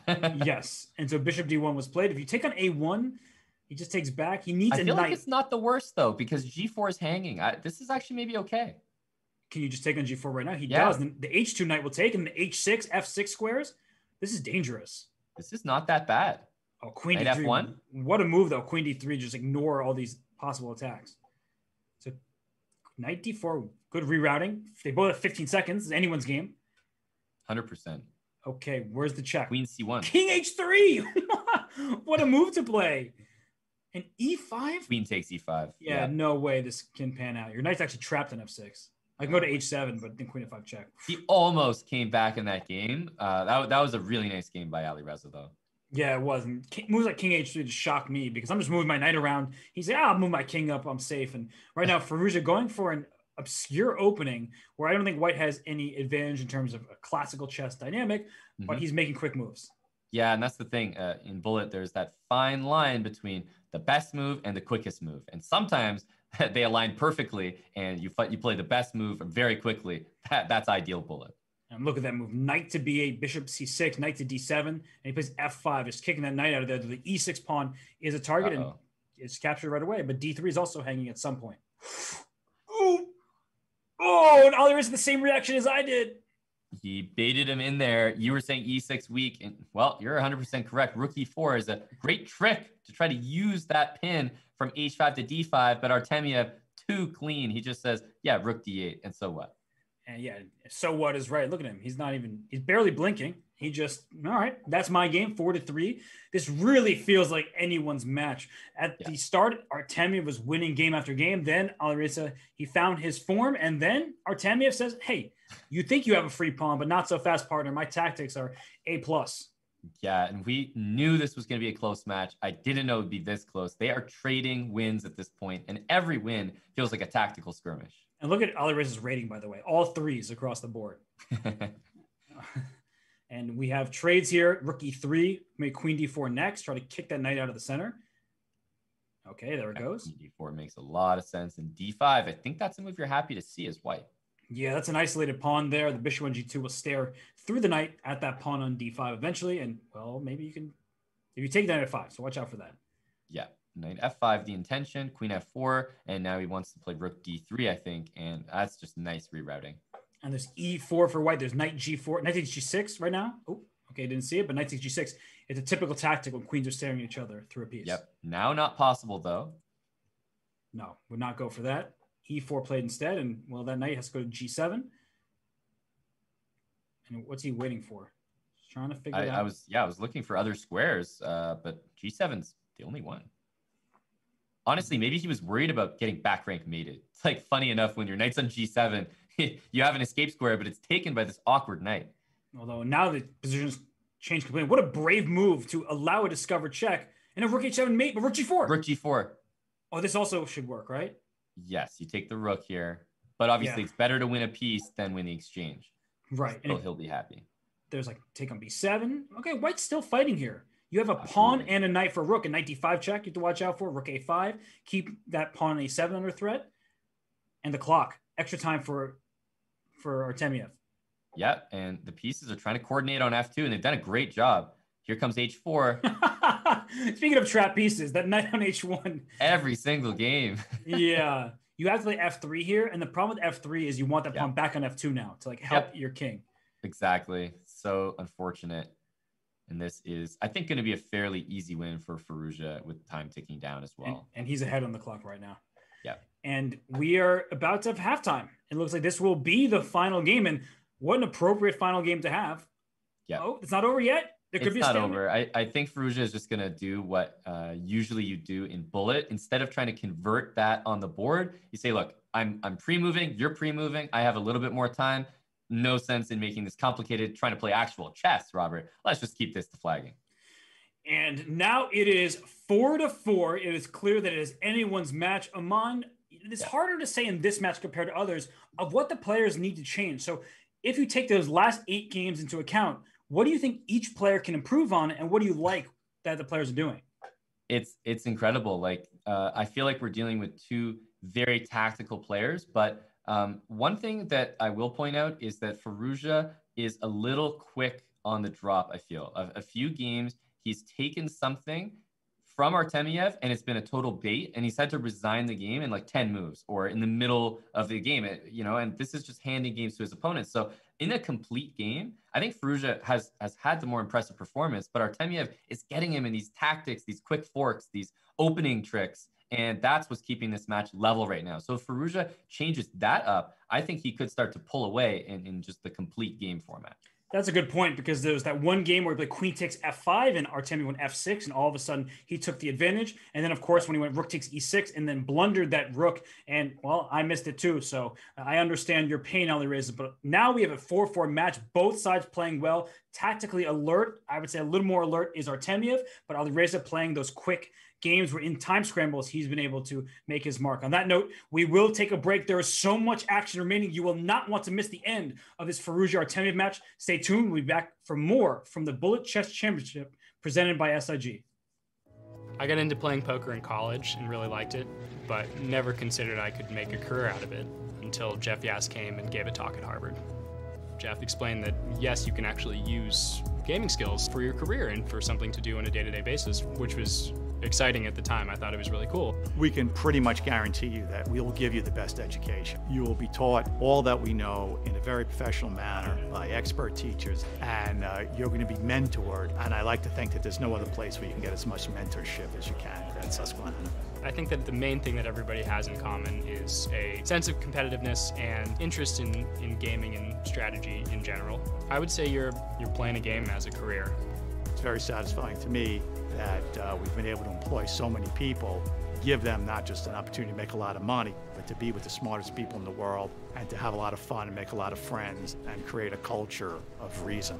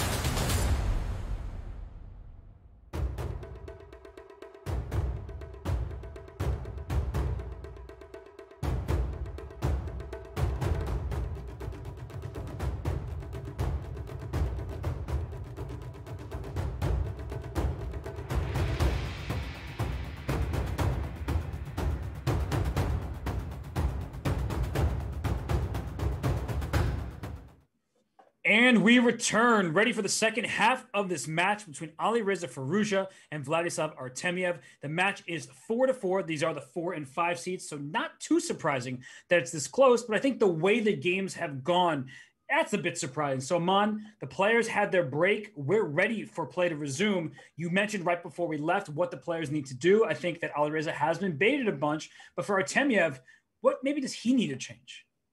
Yeah, we're getting back into this match, and I think that the break is kind of well-timed for Alireza, who just needs to sort of calm down a little bit, a little overzealous, grabbing things a little too quickly. For Artemyev, I think that if he picks up the speed, that could really affect this match, because we know how quick Alireza can be. But so far in this match, I feel like those early games, Farouja might start to second guess himself, keep himself in check, not blunder these hangy pieces. Artemyev can probably play the beginning parts of these games quicker than Alireza, and you know, if you can get up on even time like 3-4 seconds early on, it adds up at the end of the game. Yeah, I honestly kind of want these two just play matches and all time controls. I didn't expect necessarily the bullet to be this close, but play some blitz, play some rapid, play some classical. I will gladly watch or commentate all of those because these two players are two of the best in the world. Some of the most creative chess you'll find from them. Artemyev won the game of the year against Mateusz Bartel recently. And so I mean, just really fun stuff. And I don't know what to expect. All I know is it's going to be chaotic and I'm probably going to lose my breath. We're here for it. And the next match has already started. In case you were thinking of catching your breath, well, we're right back in this thing. Oh, yes, we are. And we have this sort of modern defense. Again, Black is going to try to close down the light squares with an eventual e6, knight to f5, and then try to play on the queen side a bit. And it's kind of like playing checkers. And I think, yeah, bishop f2 and h4. This is the idea. You want to close that down really quickly. Such a solid opening here. I always find myself liking Black in this position, just in bullet. Even though you don't really have the most to do. I think Ali Reza is playing this fantastically. It's just I always have this preference to those positions that are super solid like this. And there was the problem for Ali Reza is that he didn't want to take on f5 necessarily, but Black hasn't castled. So b5, b4, and all that stuff is happening very quickly. And the rook's coming to b8, the queen's coming to b6 or a5. I actually think White's king is in a ton of trouble. Yeah, and I mean, if Black can get away with, look at this solid structure, and also playing h takes, this is dangerous here. And here comes b3, bishop takes a3, or knight b6, knight a4, knight takes b2. Just break down that pawn chain and go for checkmate. And Black's king, despite being uncastled, perfectly safe. And I was about to say, how do you stop it? Wait, it's impossible. You had to play c takes b4 there. Ugh, and you do not want to do that, but maybe Ali Reza will be able to fend this off. b3, knight b2. Is there rook b6, rook a6? No, you don't have time. So a5, a4 is the idea. Rook c8 first to protect the pawn. Take on b2. It's with check. Remember that. C takes b2 check. And look at this. All the pawns are falling. You can take f4. You can take d4. Oh gosh. All of them fell down. And rook g1 is not out of the question. Yeah, that king. Take it c2. Take it c2. It's mate. C2 is mate. Well, wow. With the pawn as well. With the pawn. You know how we were talking about complete games and tactics? That was both. That was a fantastic showing by Vladislav Artemyev. Yeah, it really was. But I think that opening, I give that opening a huge nod of approval in bullet. And it might be something that you're going to see Farouja actively stay away from in the future. Yeah, he might need to, because that went Artemyev's way, easier for him to play. And whoa, look at that move, c5, giving up a pawn to take control of the c4 square and potentially the c file. So I like the idea by Artemyev. And how do you cover d6? How do you keep a7 defended? Rook a5, all his pieces are flying into the action. And even queen d6 here is playable. Rook takes a7. He has so many different things he can capture. e5 loose as well. Yeah, he could have taken on b7 there with a knight d6 fork. Now he can still go knight d6. If rook e6, knight takes f7. All sorts of tactics available to White. And White has the safer king. Okay, knight takes f7. That's sometimes the issue when you have so many good things available. You don't know what to pick. And White picked quickly. There it goes. The king's on e7 out in the open. Queen takes b4 is a threat. Right, but this looks okay. I mean, Ali Reza is playing some tremendous defense. He really is. Now the f2 pawn's under attack, so you have to protect that. The bishop can come to g5, so he goes bishop h6. Rook d2, I guess, go to the open file, but that bishop c6, queen c5, knight d7 configuration is very solid. Yeah, now f3 is an important move. We're going to see Black at some point wishfully play g5, g4 to break that up, but f3 is so solid here, it really keeping the knights out. Yeah, and the question is, whose king is safer? Because at first glance, it looks like White's king should be safer. But if a knight comes to d4 and a queen to d3, step one. Hey, you've got both of those things happening here. Knight f6, what a move. Everything's covered here. There's no checks. Oh, well, now there's one. There's a big one, a7. He lets it happen? Knight c7, queen g7? Oh, queen g7 was good. Now he allowed the knight back, and that's not what you want. Rook b7, you get the pawn. Yeah, but maybe Black can get the f3 pawn. No, he's looking to flag here, I think. Those knights are so tricky here. The knights are very tricky, but I love rook a1. Keep the rook away from the king. No forks for you. Mm-hmm. Oh, but knight takes e4. Falling, though. Uh-oh. No. Oh, he could have won f2, I thought, and just promoted the pawn. f2 was game. And this, oh gosh, this is going to be a time scramble, but White's playing too slowly. Yeah. Yeah. And I think this is also should be winning. Really, really good technique. And will he play the rest of this on? No. He trusts Ali Reza with that conversion. And it's one of the first times we've seen Artemyev miss that tactical shot with queen g7 check. You called it out. Yeah. Yeah, that was a big miss. When the knights get defending one another, they're really, really compact, and it's hard to make a threat. That was the one moment where they were sort of far away from one another, and you could check. And well, what's going on here? It looks like the pawn center is being attacked with the knight and the queen now. And is there some kind of knight takes d4, some kind of knight takes e5? Tactics everywhere. The thing is, Robert, this once again sort of reminds me of that opening that I thought Alireza was going to stay away from. It is a little bit different. No f4 pushed here, but it's the same type of position. I feel like d4 is just easily targetable, and black has f6 if he needs to. Just such an easy game for the black pieces. Okay, there are some knight e5 d4 ideas. I don't know if they work though. Like knight d takes e5 and d4, but now that's out of the question. And f6, you mentioned that move still going to be possible. Absolutely. And I think the last couple of moves have been pretty good for Alireza. We are waiting to see moves like h4, h5. And then look at that knight. Went from c6 to g8 to save black's king. It's a preemptive defensive idea. I like it. And now the knight's to c4, hitting b2. Queen take a3. Oh, take a3 was even better. I was take queen b3 and then take a3, but you're right. You could have taken right away. You can... And yeah, it does go for f6. I think he just needed some space around the king. When the pieces are starting to converge for white, you get that feeling in bullet, like just a safety thing. Oh, let me get some space. It's counterintuitive because people think that you save your king by keeping all your pieces compact. But look, he moved his f pawn, played h5, and now the queens are gone, so his king is perfectly safe. And we'll see who can outplay the other in this ensuing rook endgame. Yeah, and there's going to be knights. Just this is a knight's dream, this position. Knight f5, knight e5. Oh, knight g5 check. Yeah, close. I thought you just walked into a pin. And look at this king coming to g4 at some point. Such an important move, rook e3, by the way. Getting the rook in the position, in white's position, before the knight could keep it out. And now rook takes d4 can be played. He goes rook to b3 instead. Oh, he hung g3. And now, but took the clock. The clock. Yeah. I think this is a lot easier to pre-move with black. Rook h4's mate. It's mate. Oh my gosh, checkmate in one. Oh, wow. Look how clumsy those pieces look at the end. Rook e2, knight g2. It's like even material. The king's like, guys, what's going on? This is really mate? You kidding me? Smothered checkmate. You love to see it. You hate to face it. And right now, Artemyev going back to his b3 weapon, a favorite of Hikaru Nakamura. We saw him use it earlier, and he plays f4. So this is still vintage Artemyev. Yep. Knight takes f3. Goes back. So we might see some sort of queen e1 to h4, which is usually the typical maneuver. But bishop takes c6 has to come in first because that bishop out there could get trapped.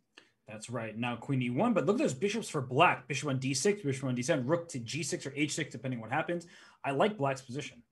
Knight g5 is a fantastic resource. You might even see rook g6 threatening knight h3 here. Yeah, the one thing to be careful is that f7 pawn, which is why Alireza played in this manner, but I liked your tactical ideas there. And so how do you actually protect e3? Bishop d4, there's c5, bishop c1 is just sad. So he plays e4 and gives up a pawn. I guess that's the answer right there. Knight g3 is going to be the follow-up. And if black takes that knight, trying to simplify being up a pawn, that's not so easy. It's much better to keep that bishop on the board. Look at the tactics black's threatening. And I mean, oh my gosh. So queen takes f7 check, probably the only move, and he plays it because you're giving up your rook, but you're getting that rook back. And this doesn't look that bad for white. It's not good, but it looked a lot worse a few moves ago. 100%. 100%. White really needs an h3. He needs to get that king out. And no rook e8 for black, because then there's knight f6 check. Okay. So a5 looks like a good move. Knight c3 maybe?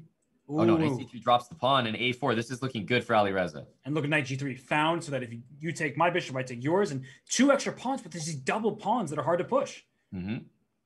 Okay, nice move, bishop d6. Very good. And if you take maybe rook c6 and slot your rook behind that pawn, it just bishop g3. Bishop g3 was winning on the spot. Yeah. Oh, that was needed to happen there. Although he is up plenty of time, so I think Alireza, he's got this one, and Artemyev respectfully resigns. Yeah, and that's something we haven't seen from almost any player. I just want to point that out. Like when someone has 7 seconds, and that position is by no means over. The other person has a little bit more than 10, 15. We don't usually see the resign, but I completely agree with it. Yeah, I think it makes sense. 6+ minutes remaining, so it's a tied match. I think that it's easier for Artemyev perhaps just to resign because he doesn't want to prolong the loss and have to suffer. And well, with the black pieces right now, look at this diagonal. What's going on? He just plays d5 casually, saying, you take on e6, I take back, d5 is protected. What are you? So casual. Like, I mean, that's the strongest bishop on the board, and he just opened his rook, trapped in the corner, and rook d2 is swinging over as well. And rook takes by d4. He'll give up the exchange, and then he'll have a central pawn mass. And the knight will go to e4 if you take in the corner. So that's why Alireza does not take it. maybe pawn to e4 can work out for white. Something like, knight d2 as well. Take on f6, knight d2 to e4. I think white's position could actually get quite good here. I agree. The one thing that white has to deal with is his knight coming back, because we just saw knight c7, knight e6, things like that. But where does the knight go to? There's actually nowhere good for it to reach.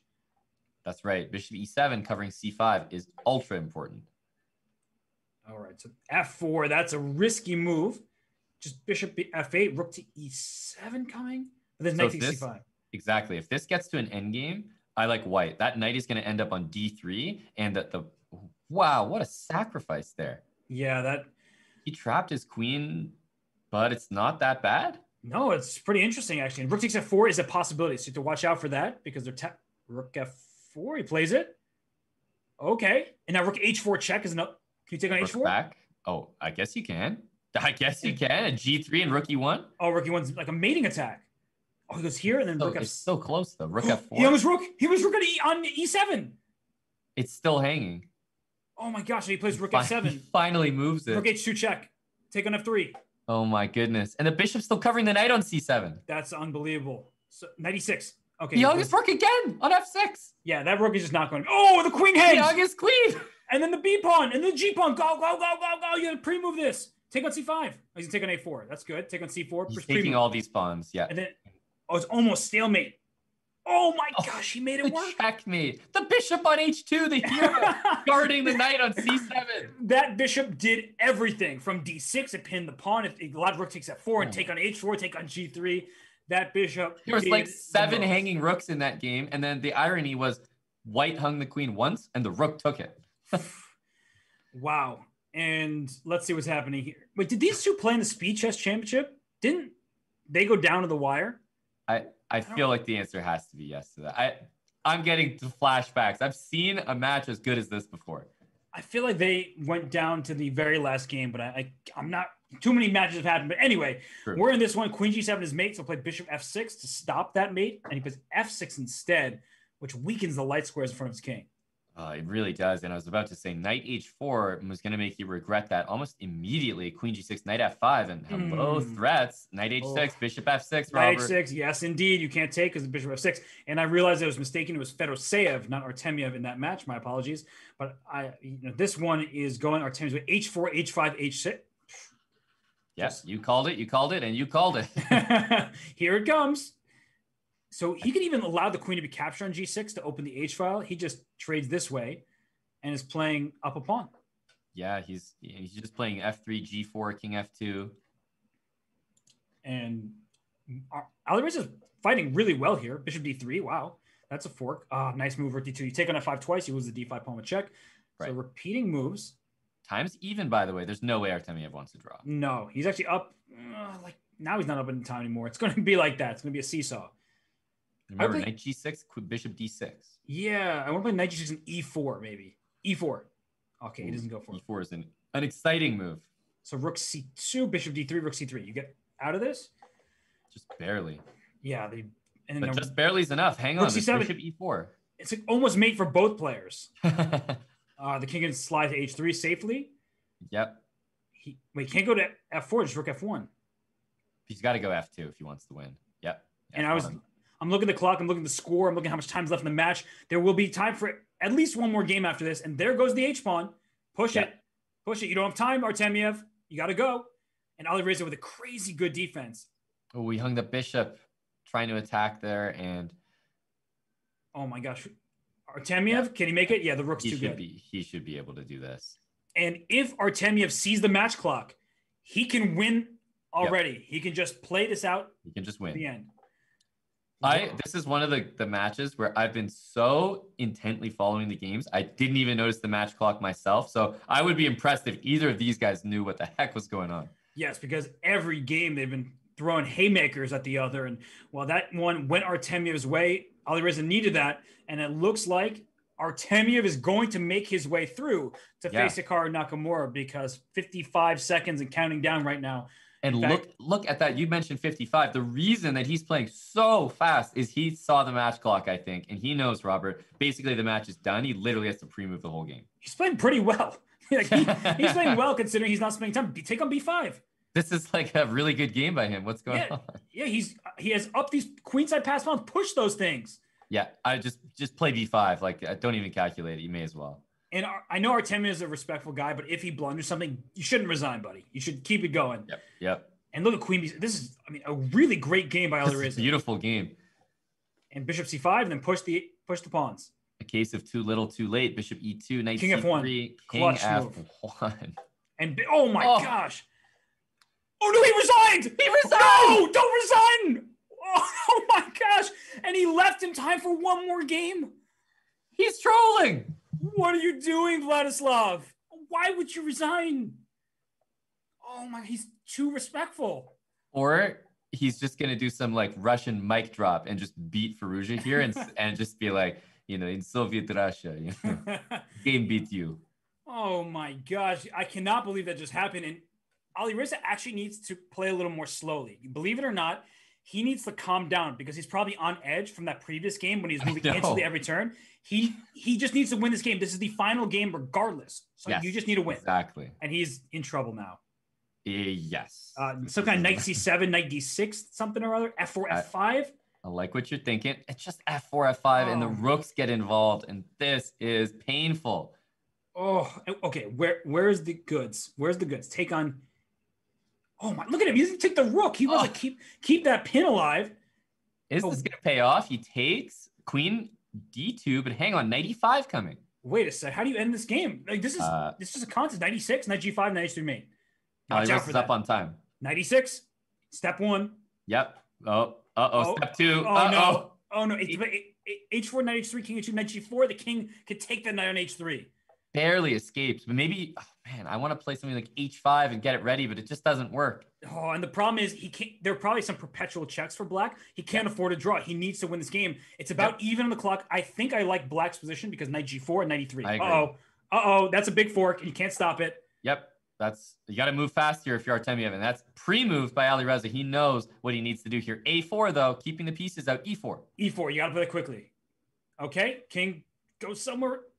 Rook b5. Good move. Yep. Wow, Artemyev's playing pretty well considering he allowed all this, but he's mouse slip, and that's the game, and that's a tied match. That is a tied match, which means we are going to overtime. And what does the tiebreak look like? It is sudden death. The higher seed, that is Reza Farouja, gets the white pieces. If either side wins the game, the match is over. If it's a draw, they switch colors, they repeat until somebody wins. So Vladislav Artemyev, I've said this previously, one of the nicest people in the world of chess. He was too nice. Being nice does not win you bullet chess championships. No. Nice guys finish last, Robert. That is so unfortunate. He had the match. He deserved the match. He kept playing on and resigned with 8 seconds on the match clock. You know what? Credit to Farouja. He said, look, if you're going to make a mistake like that, I'm going to make it count. He wins the game off a mouse slip, but he did have the extra piece and was up on time. So he was definitely about to win that. And now we're about to get into a bullet game. And what an intense format, Robert. It's just winner, you win and you go home. That's it.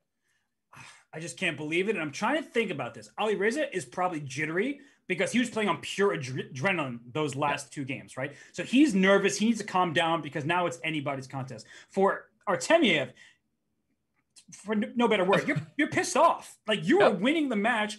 And I wonder if anybody's told him that he could have won had he just not resigned. I hope no. I hope the answer is no. And I hope that he can just put aside those 2 straight losses and he can just play the next game. Just one more game at a time. He's been doing well with the black pieces. These Gurganidze systems, they've been playing to his favor. And Reza is back in his chair, which means we are about to have the tiebreak. This is exciting as it gets. Yeah, strap in, guys, because this one bullet game is gonna, you blink, you might miss it. Wow, and this game, one game for all the marbles. If they draw it, we get another one. But what is Reza Farouja going to do? He gets the white pieces. Will he go back to what he's been playing? I don't know because it feels like Artemyev hasn't figured out. But Reza has the momentum right now. Yeah, he certainly does. He was so dejected after the 2-game lead opened up because he knew that the match was over. He saw the match clock, but it just never occurred to his opponent. And hey, if you're going to get these chances in life, Robert, you got to make them count if you're Ali Reza. And we usually can't criticize Super Grandmasters too much over the board, so at least they've given us an opportunity to criticize some of their actions off of it. And a very respectful thing, but you can't do that with mere seconds left in the match clock, the timer ticking down. That is a missed opportunity for Vladislav Artemyev. 100%, no way to sugarcoat it. But nevertheless, Vladislav Artemyev has just as much chance as Ali Reza to win this game here. Doesn't matter what he's done in the past. Hopefully he doesn't know about it, and he's just focused on this game. And here we go. We get a locked up kingside. The pawn march forward to the H file to trade on G6 at some point. But black doesn't mind that because that kingside is locked up. And now we get this King's Indian style A4, A5 on your way for white. Yeah, knight B3 or knight D3, and then A4, A5 is going to happen. You want to loosen up B6, go for C5 afterwards. Meanwhile, black, opposite side of the board, same idea. Love that move, C5. The bishop was trapped. Now the bishop is still trapped, so he takes it off the board, castles kingside. The king is safe on G8. How about that king in the center? Love the position for black. G4, I'm waiting for that move to happen. But white's saying, look, queen takes D6, huge threat, which is why knight F7 was necessary. And there goes G4, maybe even a G3. He holds off on that because he can take on F3, queen G3 check. He keeps the tension so that he can do it at the right time. That benefits his chances here. And that bishop takes knight. That's a tough decision to make there. And once again, we see that Ali Reza takes on G4, but the knight is quickly taking back on G4. So rook E8, queen D7. There's rook E7 after that, but okay, I guess you can't. Is the queen trapped? Queen D5. You barely escape. But then knight G4, and it does not look good. No, it does not. If that bishop could get in the game, like bishop H6, pawn F3, something like that, is what you want. But how to break open the position? I have no idea what's going on, but all I know is Ali Reza's position has definitely improved in the last couple moves. And watch out for some kind of rook G file, rook G8, because there are no pieces covering the G8. Yeah, rook G file. Yeah, can't do it because of the pawn F4. E2 is hanging. G2. Take on G2, take it all. F3. The rook and D2 is hanging. Bishop takes F4. That's a good move. That's Bishop a good takes move. F4. It's a great move. Queen G5 is great Even as well. better. Queen takes D2. Yeah, has to be it. And bishop takes, and the rook on Black's C3 is up hanging. on time. Okay, but he's not moving that quickly. He has to move fast. H5, rook H7. Farouja is just sending the speed right now, but he should be outmatched here. H2, put it on a safe square. Rook. Oh, he took the pawn. He timed that perfectly. You cannot pre-move. When the pawn's on H2, you don't pre-move the next two moves. You play rook G7, rook G1, and then you pre-move. And Artemyev looks like he's going down here. He is rook just E4, getting ruthlessly flagged. He cannot take that pawn. No, he can't. And he loses on time. And Ali Reza Farouja goes through. Wow, and look at that little fist pump there. He cannot believe it. He's just finally breathing for the first time in about 3 games. And look at that smile from the teenager. He is just lucky to be alive. He knows it. Takes a swig of his water. And for Vladislav Artemyev, I mean, it's just all sinking in right now. Well, yeah, because not only did he not win the match from what should have been running out the clock just a little bit more, but he lost the match from having his clock run out. Just bad karma all around. What a game he played in this final one. Like, he was playing a masterful game where he was winning over the board and he was at least even on the clock. So something just went wrong down the stretch for Artemyev in his decision-making to resign in this last game here. And that decision, rook takes H2 by by Ali Reza Farouja, that won him this match. It wasn't even the resignation earlier. He was losing in this game, but he took on H2, anticipating a pre-move, and he was able to escape with that decision. Yeah, it's exactly what happened there. And obviously, I mean, we just feel for Artemyev. Such a deserving player in this match, but you can't take anything away from Ali Reza because he played the match as it's supposed to be played. You definitely flagged this game that he just did, and it's up to his opponent whether he resigned that last game. Nothing that Ali Reza could control. So, I mean, Ali Reza stuck in there and made it count. He obviously took advantage of that chance. But Robert, what a finish here! What a thrilling finish to this day of chess. Yeah, he could only control so much. As things were getting out of control, we are going to try to get things in order. We're going to take a quick break, and when we return, we'll be joined by the winner of this match, Ali Reza Farouja. You will want to hear his thoughts, so stay tuned for more from the Bullet Chess Championship presented by SIG.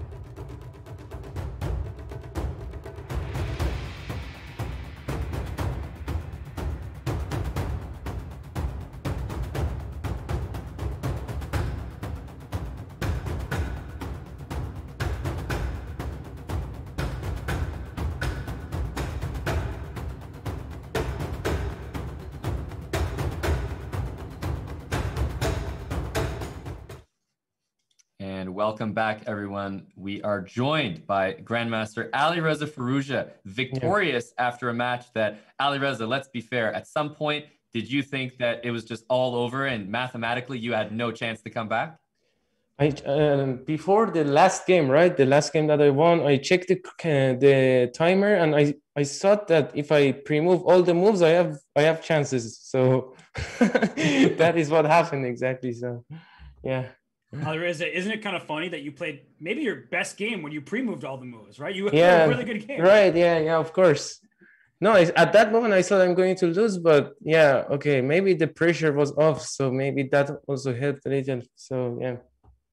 Yeah, and obviously you noticed the difference that Artemyev probably wasn't as aware of the match clock as you, because he resigned in a position where if he had, obviously you were winning the game, but if he had just not resigned, that's a win for Artemyev. Yeah, he could have played, right? Yeah. Yeah, but I don't think he was aware. So obviously paying attention to the match clock, which is what you were doing, was obviously pretty important. Yeah, it was only 5 seconds, right? Yeah, so it was very close. Yeah, well, I mean, the whole match was close through and through. What do you think it was about Vladislav's style or the way he was playing that was giving you such difficulty? Yeah, it was very interesting. The openings, I think mostly it was in his style. I couldn't get my openings exactly the way I wanted. So that was really helpful for him. And I think in general, he's a great bullet player. He's rated 3200, right? So he's not like other guys, like he doesn't train. He's always at the top in titled arenas or all the tournaments. So he's very experienced, I think. So yeah, that's a great point. And how about early on in the match, Reza? Maybe some bad memories. Sorry to bring them up, but game, it felt like you just weren't even in the match and you had to resign that game in like 30 seconds. Yeah. Felt like it was a slow start for you. No, it was very similar to my match against Fedoseev, right? So it was like very close at the end, but the sudden death, I lost that game, but here I won. So that was the only difference. And yeah, the first games I have to be more focused because I was playing just the moves like without, I was not caring much. So maybe next time I have to be more focused. Yeah. Well, next time is tomorrow, and you play against Hikaru Nakamura. So, well, what are you going to do to prepare yourself for that match against obviously one of the absolute best bullet players on the planet? Right. So 3 times, I think 2 times I played Hikaru in final of Bullet Championship. I lost. Maybe this time semi-final. Maybe I have some better chances in semi-final. I also wanted to ask you, Reza, about maybe the move that secured the whole match for you, the dirty move, rook takes h2. Right, yeah, of course. What about that one? That one was beautiful. It was very important when to take on h2. Like I was thinking about it like 5 moves before, when should I take on h2? I think after king g4 is like he doesn't think about rook h2 because he needs 3 moves to get his rook on g1 and then I take on h2, so it's very interesting. The experience helped somewhere finally, yeah. So you were saying that even a couple moves before that, you were thinking about when to sacrifice yeah. It's that's what they do these days, Robert. They're calculating 30 moves. Yeah. Well, Reza, you seem all smiles right now. I mean, that must be just a sigh of relief there after the match turned in your favor down the stretch. You played amazingly well. So congratulations to you. Thank you so much. Get on with your night, and we'll see you tomorrow, buddy. Thanks, guys. Thank you. Take care. And that was Reza Farouja, Super Grandmaster, making his way to the semifinals where he'll play against Hikaru Nakamura. That is a matchup that has everybody salivating in anticipation. And Amana normally puts you on the spot, but this time I will not. We have our top 4 in place. Let's just enjoy what we just saw because that really was an absolutely brilliant match. And, we're not allowed, we can't end our show without our lovely game of the day, our trade of the day there. And we know what it was. We got to show it. And Reza just talked about it. What a decision by Reza to take on H2. He said he thought about this moves in advance, when to capture, and he does it probably way before Artemyev could have suspected it. Yeah, and the thing about this trade of the day, this important moment here, is that Obviously, black is about to either play rook g7, rook g1, or walk the king all the way up the board. So that's many, many moves away if you choose the king. What I was saying was that usually as black, you do not pre-move for these two moves, and then you wait and see the response, and then you pre-move the rest of the game once you establish whether you're getting a queen or not. Vlad, maybe just a little bit lack of experience, he decides to use the king. That's a lot of moves. And wow, look at this. I mean, rook takes h2. He times it with the pre-move, king g4, and he gets away with murder there, Robert. Yeah, you're right. And rook g7, rook g1, that would have been the way to go. Just quicker, the bishop went for cover the pawn. Unfortunately for Artemyev, things just did not go his way down the stretch. This was no exception. So Reza Farouja, he earns his spot in the semifinals. Maybe he shouldn't even had a chance. Maybe Artemyev should not have resigned. He did. That ends that. And so we move to our top 4 players by seed, making their way to the semifinals. This is not March Madness in terms of the men's college basketball tournament. No, it is not. This is the top 4 moving on in the Bullet Chess Championship presented by SIG. So, Aman, how do we sum up the day we just had here? Incredible. I mean, first of all, truly, truly exciting. I was really thrilled that at least we had a couple very close matches today. Hey, when Hikaru is playing, you can never be guaranteed a close match. He is just too strong sometimes, and he displayed that today. But the Tang match and this Farouja match, I don't think Tang or Farouja at some point in both of their matches thought they had any chance of qualifying, and yet they both ended up. So that just paints the story. That just tells the tale of what today was in a nutshell, Robert. Tons of exciting tactical chess, and the fact that the top 4 bullet players are moving on in the competition just makes me even more excited for tomorrow. Absolutely. And one storyline that we should, I guess, talk about is Danya didn't play today. And of course, that was unfortunate that Eric could not take part, but I guess fortunately for Danya, he moves to semifinals, but he doesn't get that experience. Those clock ticking down, nerve-wracking moments, he doesn't have that. And so perhaps for Tang, who was down 5-1, that could play to his benefit. So if Danya does get a lead early in the match, Tang knows he's not out of it. Yeah, that's 100% true. And I think just getting used to playing these tough players in a non-stream format, money on the line, I think it's worth the warm-up. So you'll constantly hear top players like sort of almost being annoyed at getting seeded in because, yeah, they don't get to get that warm-up like everyone else. Absolutely true, partner. And let's remind everybody of what time they should be here tomorrow. The times have changed because today was Title Tuesday. That changed the start time. Tomorrow will be the semis and finals beginning at 9 a.m. Pacific time. That's noon in New York. If you're in Europe and elsewhere, you can do the conversion, but 9 a.m. Pacific tomorrow. And of course, we have the All-Star matchup noon Pacific on Thursday. Aman, it's been another great show with you. We were on the edge of our seats, jumping out of our seats at some moments. It was probably the best day thus far, and it's likely only going to get better tomorrow as we get the top 4 in the semis. Well, that's what the Bullet Chess Championship bracket does. You know, it narrows it down to an eventual winner. And I think the hype, it makes sense that it gets better day by day as we slowly do find the strongest players in the competition and people get knocked out. So we're constantly left with the best of the best. And we have some seriously heavyweight bullet matches coming for you guys tomorrow. So you absolutely do not want to miss that. I'm really, really looking forward to tomorrow's commentary. For sure. And well, while we don't enjoy it, we must say goodbye now. Thank you to everybody who's tuned in, our great audience, all of our moderators, the entire chat, our producers, everyone working behind the scenes to make this possible. Thank you for watching the Bullet Chess Championship presented by SIG. Be tuned in tomorrow for more from Chess.com from this Bullet Chess Championship.